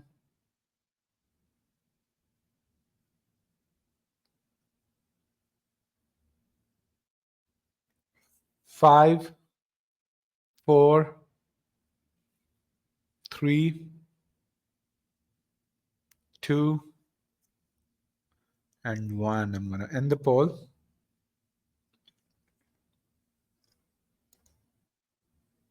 And broadcast the results. And you can really see how you guys did here. Let me hide this. Okay, this is question 3 now.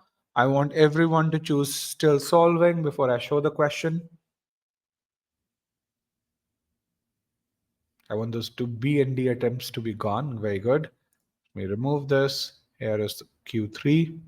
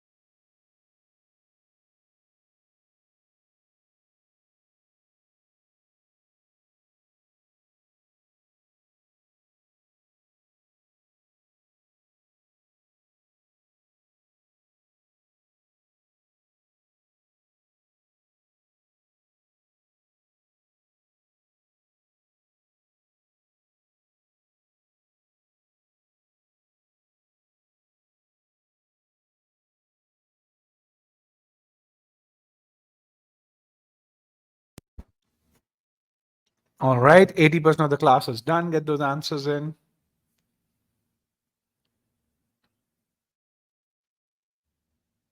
Three, two, and one. Let me end the poll and broadcast the results, and you can see how you guys have done for this one.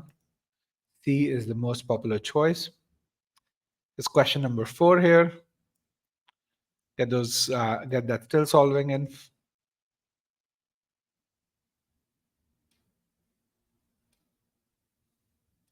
Good. Now you can see question number 4. Here's the question.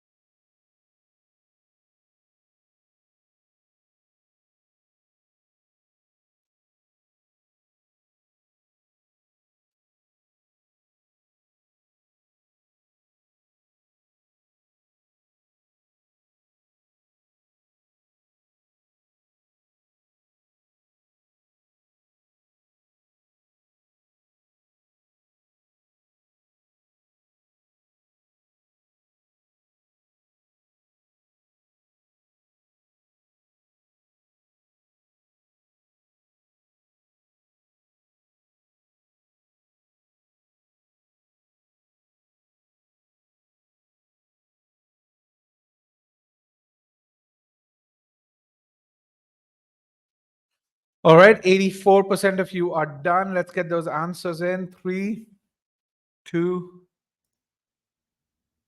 and 1. Let me end the poll and broadcast the results. And you can really see pretty much everyone was done, barring that one person here. And then we go to the final question. Again, you know the drill now, by now.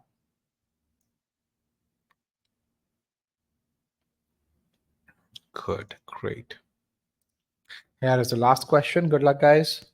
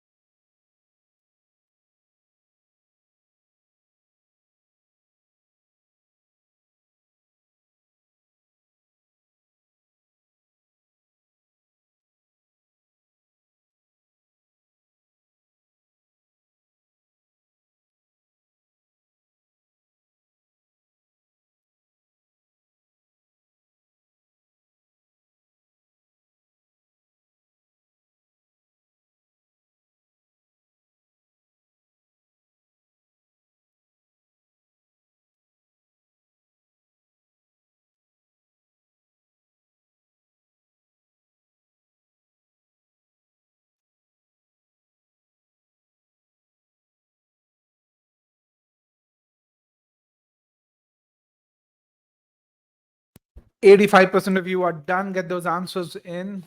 5, 4, 3, 2, and 1. I'm going to end the poll, broadcast the results. Pretty much everyone was done. I love that. And I should just slow down when I do my countdown. Some of you just won't give up. So yeah, but we have a split jury here. Choice C is the most popular. Choice A is also really popular, and a few other ones as well. So, how was this passage?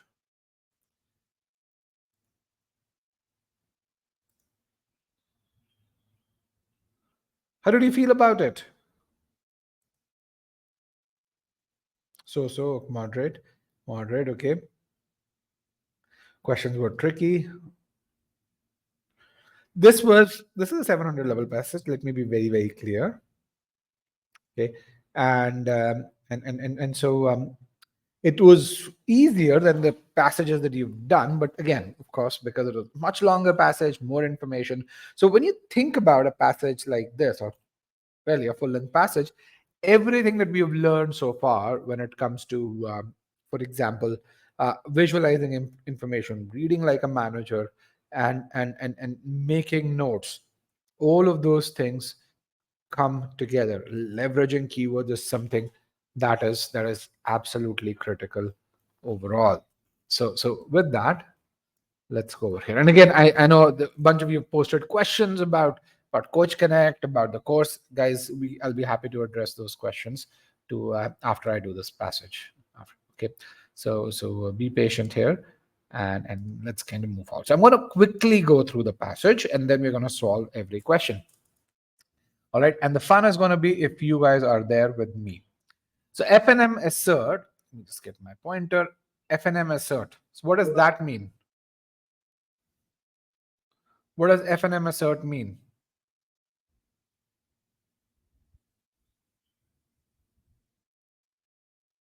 They claim, they suggest. Is it the author's claim, or is the author making a claim here, or is the author presenting information? The author is stating the position. So FNM says something. The author is presenting information, and the information is by FNM. That medical research could be improved. Okay, so improved means going up here. So we use the up arrow by a move towards larger, simpler clinical trials of medical treatment. So the author is presenting a proposal by FNM. Currently, really important keyword. What does currently mean? Currently means the current practice, what happens today.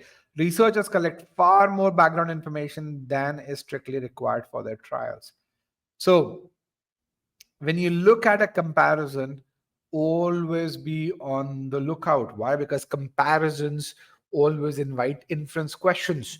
And if I were to create an inference question, I would definitely create one on this. So according to the author, and this statement over here is by the author, I think the researchers today collect a ton of information, and according to the author, it's a lot. This information is wasteful. Why? uh, uh, Far more information than is strictly required. If it's more than required, this means there is wasteful. How much more? Substantially more than hospitals collect. Thereby, what does thereby mean? What does the word thereby mean? What kind of a keyword is it? Thus, conclusion keyword. As a result, the result of them collecting a lot more information is that they have higher costs of these things over here. Now, we have although, another keyword over here. Although, which means the contrast. The author is going to really talk about the benefits of collecting more information. He's going to talk about, he's going to change his line of thought here. Remember, in the categories, although was change line of thought. Although limiting information collection could increase the risk that researchers will overlook facts relevant to a study. So the author here presents what is the potential negative of this. FNM content, not the author, but FNM contend that such risk, never entirely eliminable, would still be small. So as per FNM, hey, there could be a possible risk, not a whole lot, but that risk is not super high. And then only, really important keyword here. Why? Because when you say only in this scenario, something will happen. Only X can cause Y, which means nothing else can cause Y. So only also leads to a ton of inferences. Only in research on entirely new treatments are new or unexpected variables likely to rise. What does this mean? What inference can you draw on this?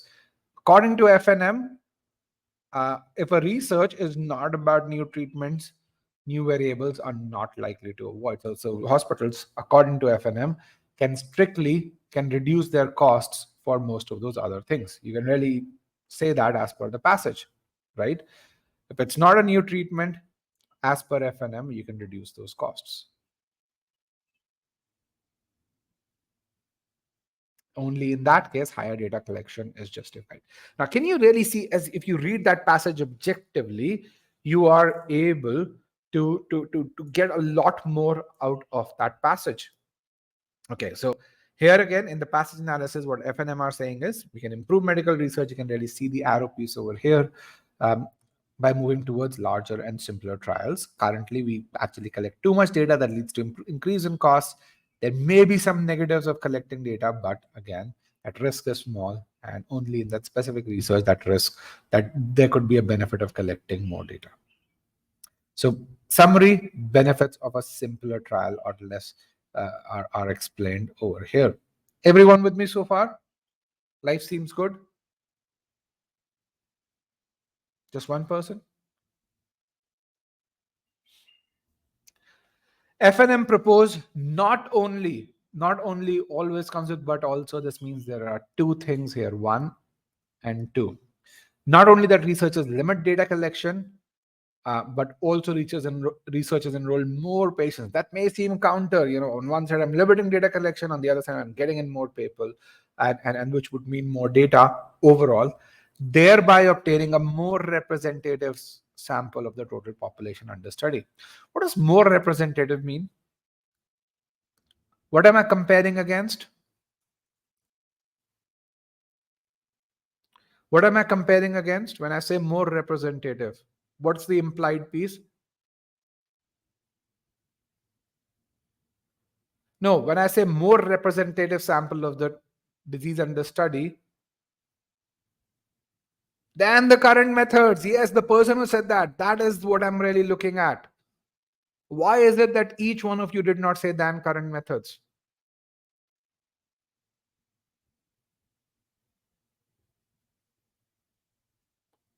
The moment you read this, even before reading this line, often researchers restrict. You should have been able to infer this than the current methods. And I'm trying to broaden the range. I'm saying I'm going to get a more representative sample. This means I'm broadening that range with a certain objective, which is I want to increase how representative the study group is. Is that clear even before reading this line often researchers? Is that clear, guys? Yes, no. You've got to be active while reading like that. Got to read like a manager. Often researchers restrict study participation to patients with no ailments besides those being studied. So my summary from this, limited group of patients here, there's an ideal selection, just one ailment, that is all it is. A treatment judged successful under these ideal conditions, and the author is calling them ideal conditions. So there could be a question on this, can then be evaluated, which means figure out the pros and cons under normal conditions. So when you see the word then, what does then mean? A can be done, then B can be done, which means it's a two-step process. Okay. Then is a timing keyword. Okay. So essentially, second proposal is presented, increase the size of the trial, you'll get a better representation and sample. Okay. So currently, the current practice is you have this ideal group of patients, and then if the treatment passes them, then we get to this is normal conditions here. So again, we're talking about benefits of a larger trial. Broadening the range of trial participants, FNM suggests would enable researchers to evaluate, again, figure out pros and cons of a treatment's efficacy for diverse patients under various conditions. So we'd be able to figure out how good the treatment is for various groups, for diverse patients, and to evaluate its effectiveness for patient subgroups. Again, complex language here. All I'm going to really say is it's going to bring some benefits. I'm going to get more insights about how good that particular treatment is. That's all I'm going to really worry about it. And the author says very explicitly, for example, the value of a treatment for a progressive disease may vary according to the patient's stage of disease. All right. How many of you were there really just says, oh, let me just figure out what a progressive disease is? How many of you really tried to do that? Say, figure out what a progressive disease is versus how many of you really said, oh, this is when the author gives, for example, all he's talking about is the value of additional insights. Patients' ages may also affect a treatment efficacy. So everything over here is about the benefits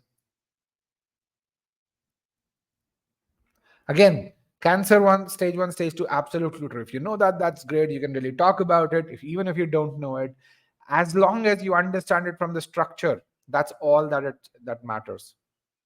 Okay. What we are talking about, where I have the star over here, is the benefits of enrolling more patients. Do you have to worry about stage 1 and stage 2? Is that important for you to understand that?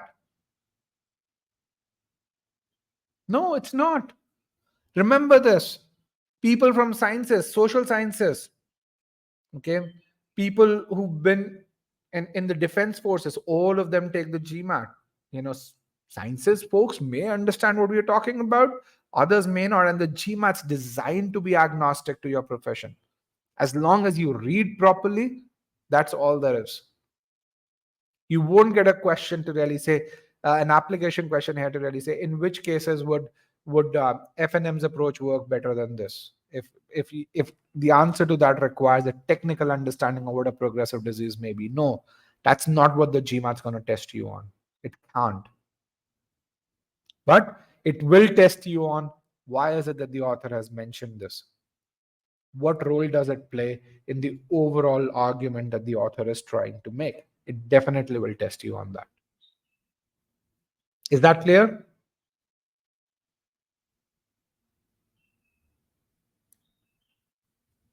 So again, just to summarize this, here you've talked about benefits of a simpler trial. Here you've talked about benefits of a larger trial. In the sense, what we're really talking about is the author is explaining two proposals that can improve medical research.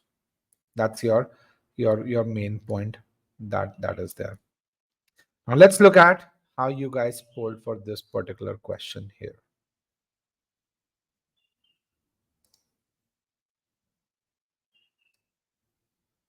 Choice D for Delta definitely was the correct answer. You can see people chose choices C and E as well. So let's look at why that happened. B, describing aspects of medical research that tend to drive up costs. Again, the first paragraph discusses this, so the author does do that, but it doesn't cover the second paragraph, so that's wrong. Choice C was popular. It says evaluating an analysis of certain shortcomings of current medical research practices. Does the author talk about pros and cons of an analysis? Does the author really say, here is why this analysis is good, here is why this analysis is bad? Is an analysis described here at all? No. But that's what this choice is saying. So people who chose choice C, why did you guys make a mistake?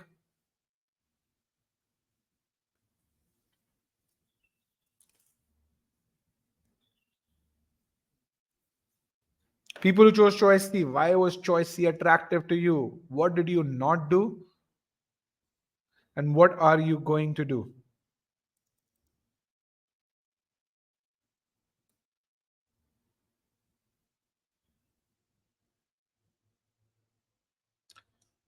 Is the author giving the pros and cons of an analysis? Is the author evaluating an analysis here?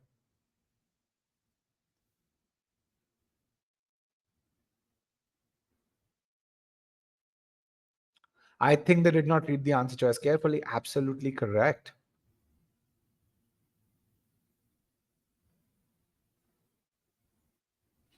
Okay.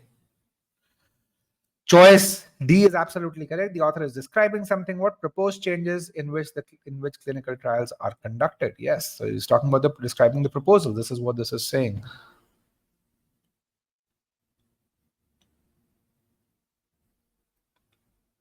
Okay. If the word analysis weren't there, we'll come to this. Just let me get to choice C, and then we'll come back to choice C. Explaining how medical researchers have traditionally conducted clinical trials. That's absolutely okay. And how such trials are likely to change. Do we know that that's going to happen? Do we know FNM's proposal are going to be implemented? Is that going to happen? Do we know that? No, absolutely not. So this is why this is wrong. So let's kind of look at this to really say, if we look at, if the analysis were not there, then would this choice be correct? Let me just get the choice in my notes pane here. Bear with me. for 1 second.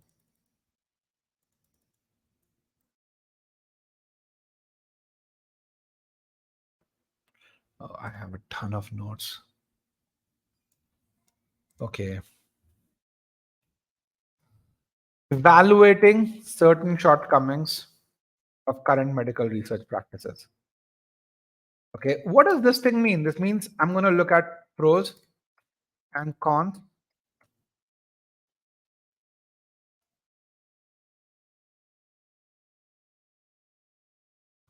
Is that what the author does in this passage? He says, here is why practice 1 is good. Here is why practice 1 is bad. Here is why practice 2 is good. Here is why practice 2 is bad. Does the author do that? Yes, no? Or is he describing a proposal? No, the author is not doing that. No, the author is absolutely not doing that. It's not even partial information. The author doesn't really say, so if this choice were correct, the author would have said in the passage, here is practice 1, and here is why it is good, and here it is bad. And he would have repeated the same for practice 2. These are the current practices, not the proposed practices, by the way. So currently researchers collect a ton of information. Here are the benefits of those. Here are the downsides of those. Is that the reason?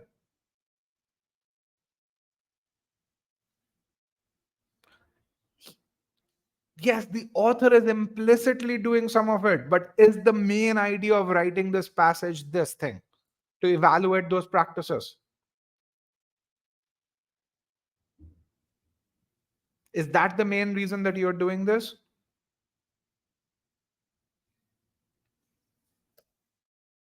Do you understand the difference of why I'm doing something? No, partial information means that that's the author does 3 things in the passage consciously, and the answer choice mentions that one thing, which means if the passage were half of what it was, it would be correct. That answer choice would be correct. This is not even that. Okay, because even if you were to take one paragraph out of the passage, even then this choice won't be correct, because that's not why the author has written the passage. If you look at the structure of passage, the first line says F&M contend. It's not really saying the current medical practices are. Do you understand the intent?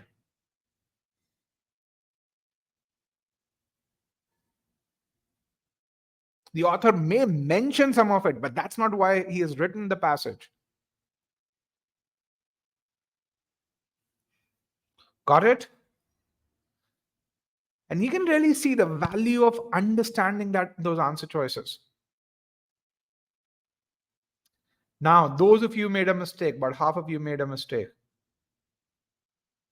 Why did you make a mistake? I'm going to clear this poll here.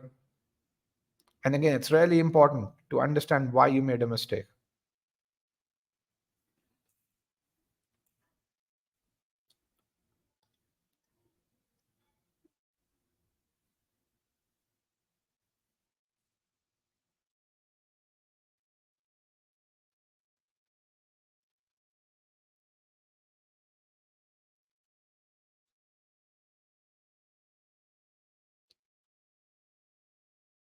Three, two, and one. I'm going to end the poll. Not everyone responded, but the beauty about data over here is 75% of you said they did not visualize the answer choices. A corrective, a problem that can be corrected. 25% of you said not enough retention, a problem that can be corrected. No one said I didn't have enough time. Whereas when we started this, a lot of you said timing is an issue. Do you really see, even though you had enough time here, that wasn't the reason why you guys made mistakes? And by the way, most people who got it right in the first 60% of the time. That's the beauty of reading things properly.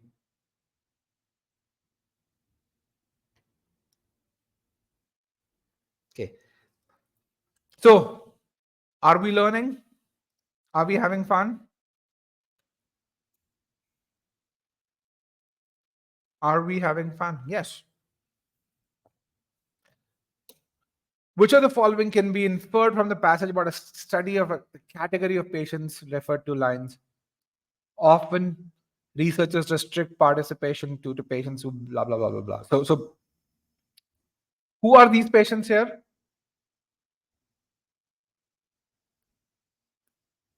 Who are these patients? Not the healthy ones. Are these healthy patients? With just ideal group, just that one patient. Don't call them healthy ones, please. Strictly diagnosed with just that one disease. Sorry about that. Give me a second. That healthy one was funny, by the way. Just give me a second. Usually that doesn't happen with me, but it's like I'm talking about evaluating a medicine. We're putting healthy people over there, but again, so we have these people have just that. These are ideal patients, just that one disease under study. Okay, so what can we infer about this? One thing is, hey, uh, the applicability of this is limited. The second thing is it requires a two-step process to really figure out if that treatment. I'm sorry, I'm still getting out of it. If that treatment is really going to work or not. Okay, these are the two things that you can infer from this over here. Let's look at what is it that you guys chose. Again, my apologies. I you know I didn't mean to laugh, but it's just you made me laugh. So choice A was the correct answer. 47% of you got that, but let's look at choice D. Why people chose choice D here? Okay. Its findings may have limited applicability. Yes, so you have to do a two-step process. So that its findings are not super applicable here. Expense is not talked about. Let's look at why people chose choice D. It will allow researchers to limit information collection without increasing the risk. Do we talk about this in this context? Or is this much more about the costs here? So people who chose choice D, they mixed up passages, paragraphs 1 and paragraphs 2. They could not infer that this choice is true as per the passage, but not true for this group of patients. Similarly, choice E is not true for this group of patients. That's true for the proposed way of studying, not the ideal way of studying. Okay, people who made a mistake. Why did you make a mistake? And what are you going to do to correct this? I'm going to reopen this.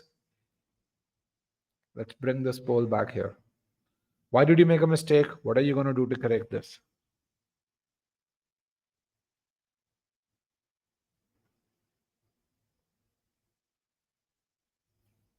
5, 4, 3, 2, 1.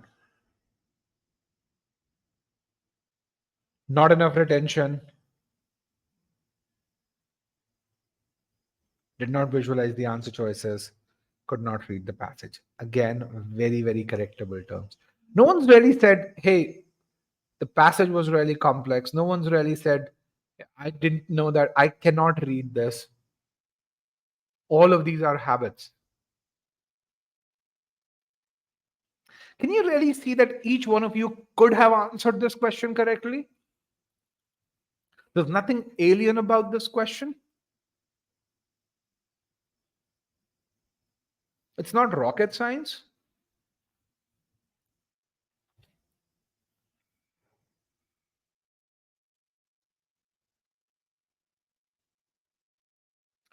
All right, let's move forward. It can be inferred from the passage that a study limited to patients, blah, blah. Same study. Which are the following advantages over the kind of study proposed by FNM? So what is the kind of study proposed by FNM? What are FNM proposing here?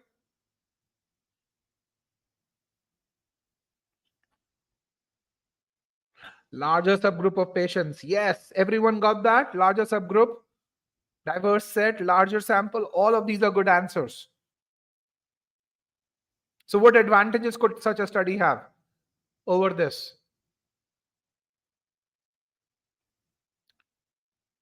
What could be the advantage of the current way of doing things? I can think of a bunch. One is, from an analysis standpoint, it would be easier. It could potentially cost less because you are enrolling fewer people. Okay. I don't know if I would call good results because the author really says the results are limiting. So I won't use the word good results. I also wouldn't say larger data set because you're only creating ideal patients.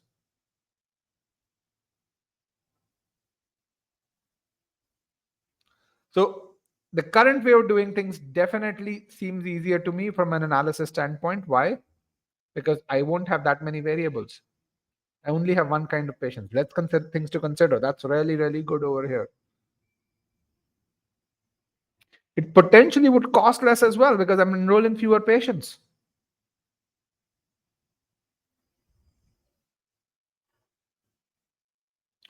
Will be more representative of real world events. Why?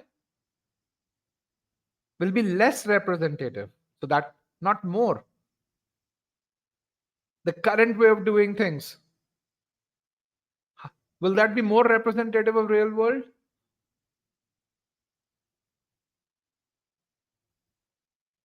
No, it won't be. Okay.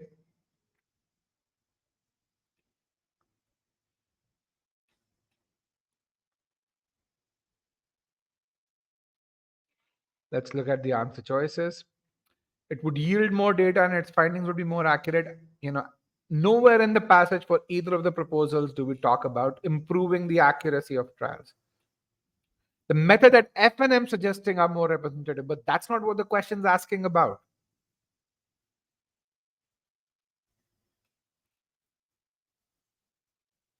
Okay. It would cost less in the long term. No, we've not talked about the cost in the long term. We're talking about cost in the just for that, but not cost less in the long term.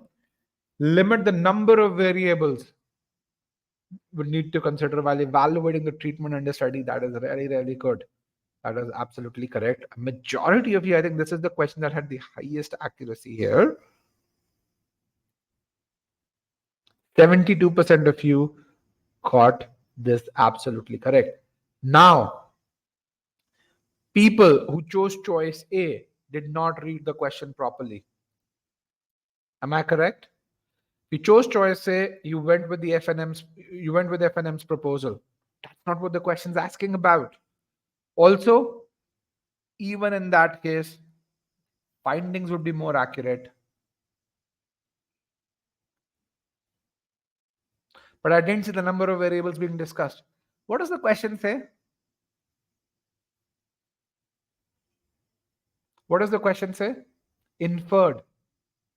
Inferred means it need not directly be discussed there. But can you be 100% certain of this? Absolutely. Where did we say that inference must be mentioned in the passage?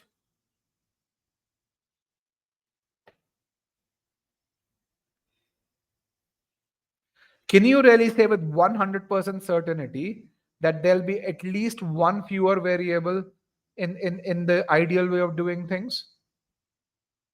So would it limit the number of variables that researchers would have to study? Absolutely.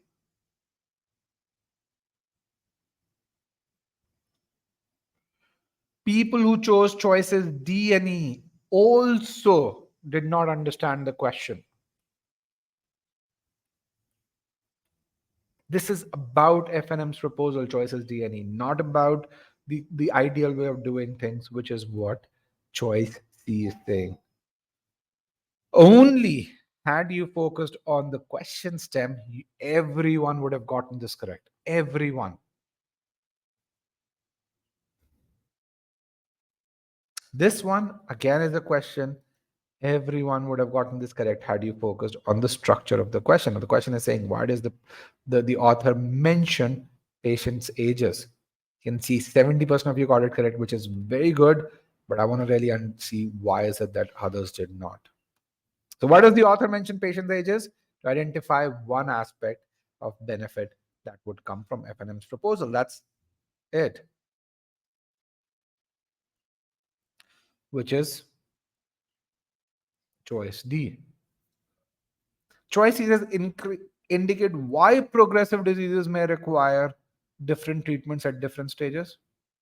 Can you answer this question today after reading the passage? Can you tell me why progressive diseases will require different treatments? What aspects of progressive diseases are there that warrant different treatments at different stages? Does the passage mention that?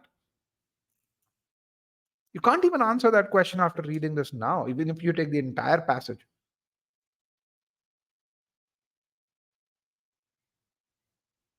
People who chose choice A, can we say age is the most critical variable based on the information in the passage? No, the author doesn't mention that. The author just mentions age is a variable.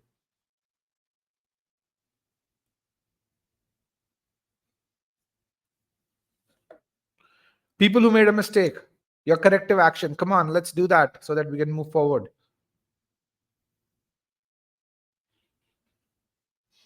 What's your corrective action, guys?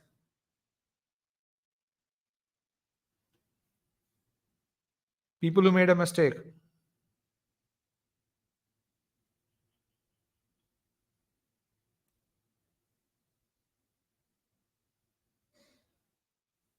Okay, they don't want a corrective action.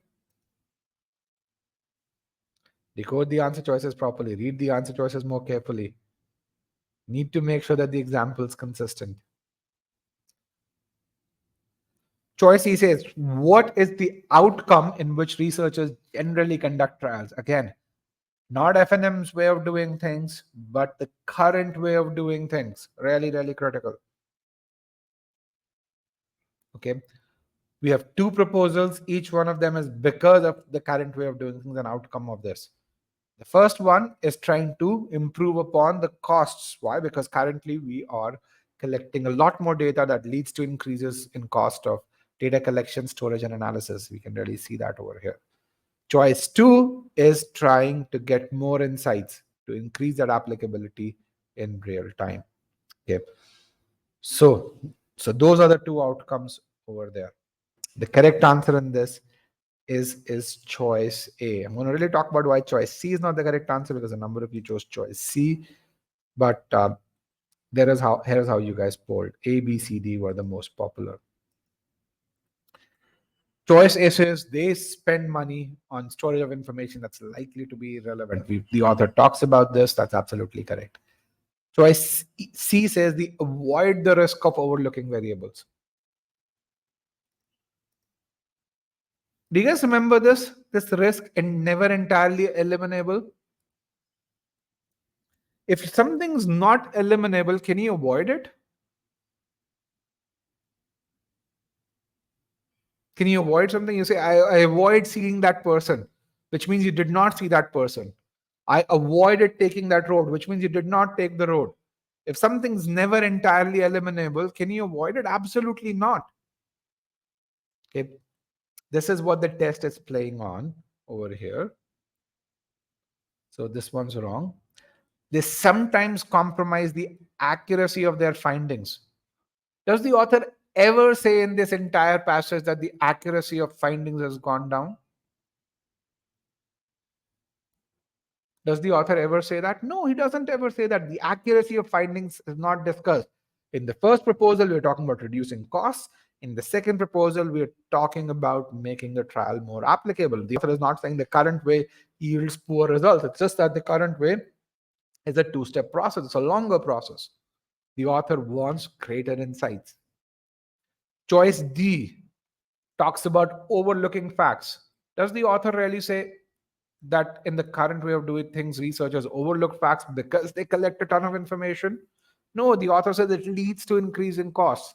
Doesn't mean they're overlooking facts. People who chose choice D are thinking beyond the information that is present in the passage.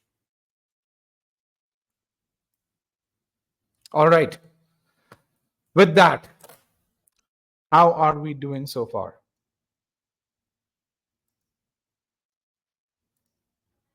How are we doing?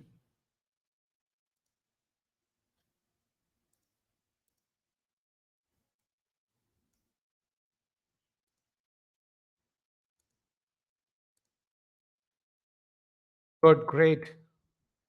All right. So let's talk about what do you do next?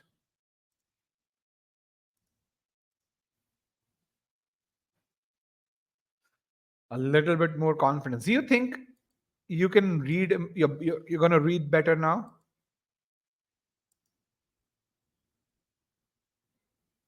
Do you think you're going to read better now? You're going to spend more energy on reading the passage? Do you think we've dispelled the myth that you don't do well in RC because your reading speed is low? Okay,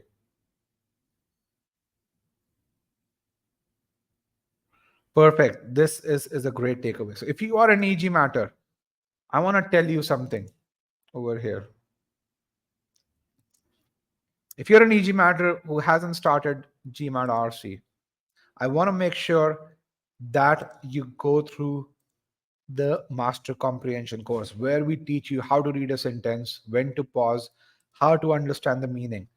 In this course, you're going to really see how to read things properly. And this is absolutely critical. And very soon you're going to see about 40 sentences added to this over here where we will focus on reading and inferring at a sentence level. Now, this already is something that no one else offers here. Make sure you do CR before RC, at least the inference module, because it tells you how to extract, how to visualize single sentences, especially 2.1 to 2.6 over here. Absolutely critical that you do this. Now, when you go to the RC course, this is the CR course. Make sure you understand what reading strategies are. Make sure you apply them. Make sure you really look at this and say, okay, how am I going to do this? Then make sure you go through the main point concept files, the inference concept files, the detailed ones, structure, and then that's when your first Coach Connect session comes in. Again, you can access the session, you can access the recordings, you have homework problems here. Then you go through the application module, then you go through the next Coach Connect session over here, and then you do medium cementing. Make sure you achieve the thresholds for medium cementing. Do hard cementing, make sure you achieve the thresholds for hard cementing. That's when you will have reached this point. Now, in e-GMAT, we use a ton of AI. When you get a certain score over here, these are scores. These are not completion percentages. We evaluate you. We use AI to give you grades. These grades are predictive of how likely are you going to do in RC. You can see these are all excellent grades over here. You can really see these grades at an individual activity level as well here. 60% here gets you a grade B in the context of this activity. Okay. You can see 100% here gets you grade A. Here 75% gets you grade B, because again, we compare how you do versus how everyone else does on a certain activity overall. So this is absolutely critical. If you have great grades here, then you're going to do really well in cementing. So if I look at Scholaranium in this case, for this particular student who has great grades, if I look at hard difficulty, you can see he's doing very well. 71% accuracy is really good. I look at just the last 20 problems, 85% accuracy in hard questions is 99th percentile ability in the context of GMAT RC. Okay. So make sure you apply whatever you have learned. This is absolutely critical that you do that. Okay.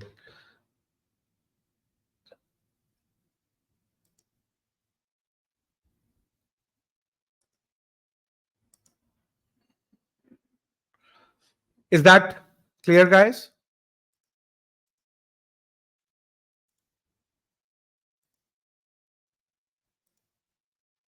Here is a guy who got a V47 on the older GMAT. And again, very, very similar stuff here, which says, don't worry about speed. Understand this. If you understand the passage, speed is going to be an automatic outcome of this. There's a guy who got a 715, says success in RC doesn't necessarily correlate with being an avid reader. It's much more about extracting information from the passage. Okay. With that, let me share the session PDF with you. Okay. Here is the Coach Connect brochure that you can download. Many of you have been asking questions about it. You'll see links to sessions. As I mentioned, there are about 29 sessions in the next 30 days. Here's a session PDF that you guys can download. And if you're not connected with me on LinkedIn, you can connect with me on LinkedIn as well. LinkedIn and YouTube. Here is where you can connect with me on LinkedIn and take a look at our YouTube channel. You'll see a ton of success stories over there.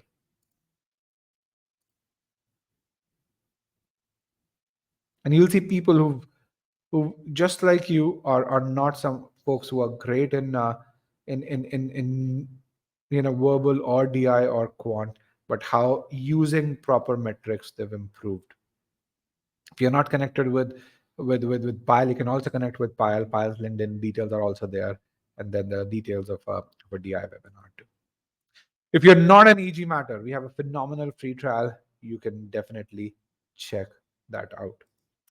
Sanket says, how many? If you want to get to V82, how many questions can I make?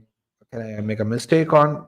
Up to 6 probably, but again, they have to be difficult questions. The GMAT is forgiving as long as you make mistakes on hard questions here. Okay. If you need help with your study plan, we probably have some limited slots. Actually, I don't know if we have one, some this week, but during weekdays we will have a few slots. Do we help prepare for the NMAT? No, we don't have a course for the NMAT as of now. The GMAT has asked us to do that, but we don't have one for NMAT right now. We are very, very focused on the GMAT. Okay, and again, remember this: we have a deal going on till end of day tomorrow. So definitely, if you're looking to purchase, buy it so that you can save some money. And we have the algebra session tomorrow. So with that, if you can write your takeaways down, that'd be great.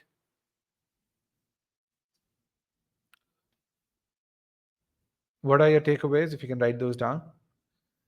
End of deal, what time zone? Pacific time zone, Rohan. Is there anyone who'll give you insights on that's Sandeep's question? That's a great question, Sandeep. Yes, we have an AI running that's going to give you insights every 30 minutes. That's where you saw.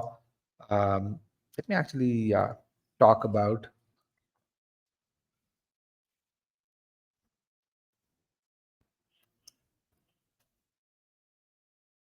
Let me share certain things over here.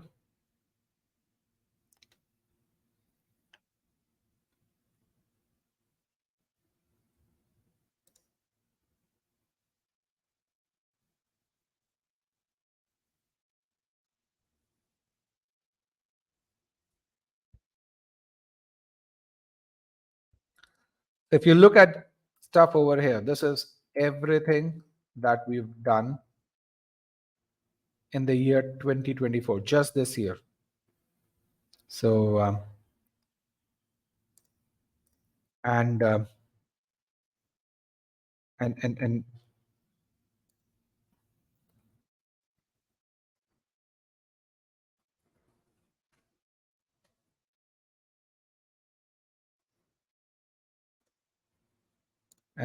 if you read this article, you will see that this is just one component of how we give you feedback, but you'll see how we do this if you read this article over here. Coach Connect PDF is not working. It should be working. Let me just download this.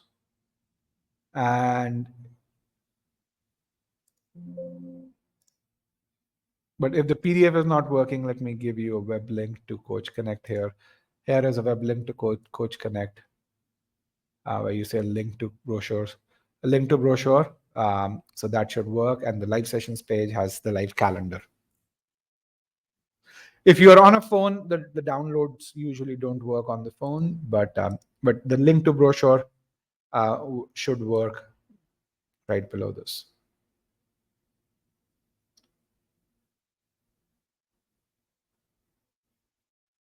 Okay. Is the link working over here? Let me just hide this, the brochure piece here. Is the link working? And I'm going to clear that. Okay. Perfect. Okay, guys, with that, I want to thank everyone for joining me today. It's been, what, a good 2 hours and 45 minutes. Many of you have been here for actually longer than that, since some of you joined 20 odd minutes in advance. I want to thank everyone, and I want to wish you good luck. Thank you, and have a wonderful day.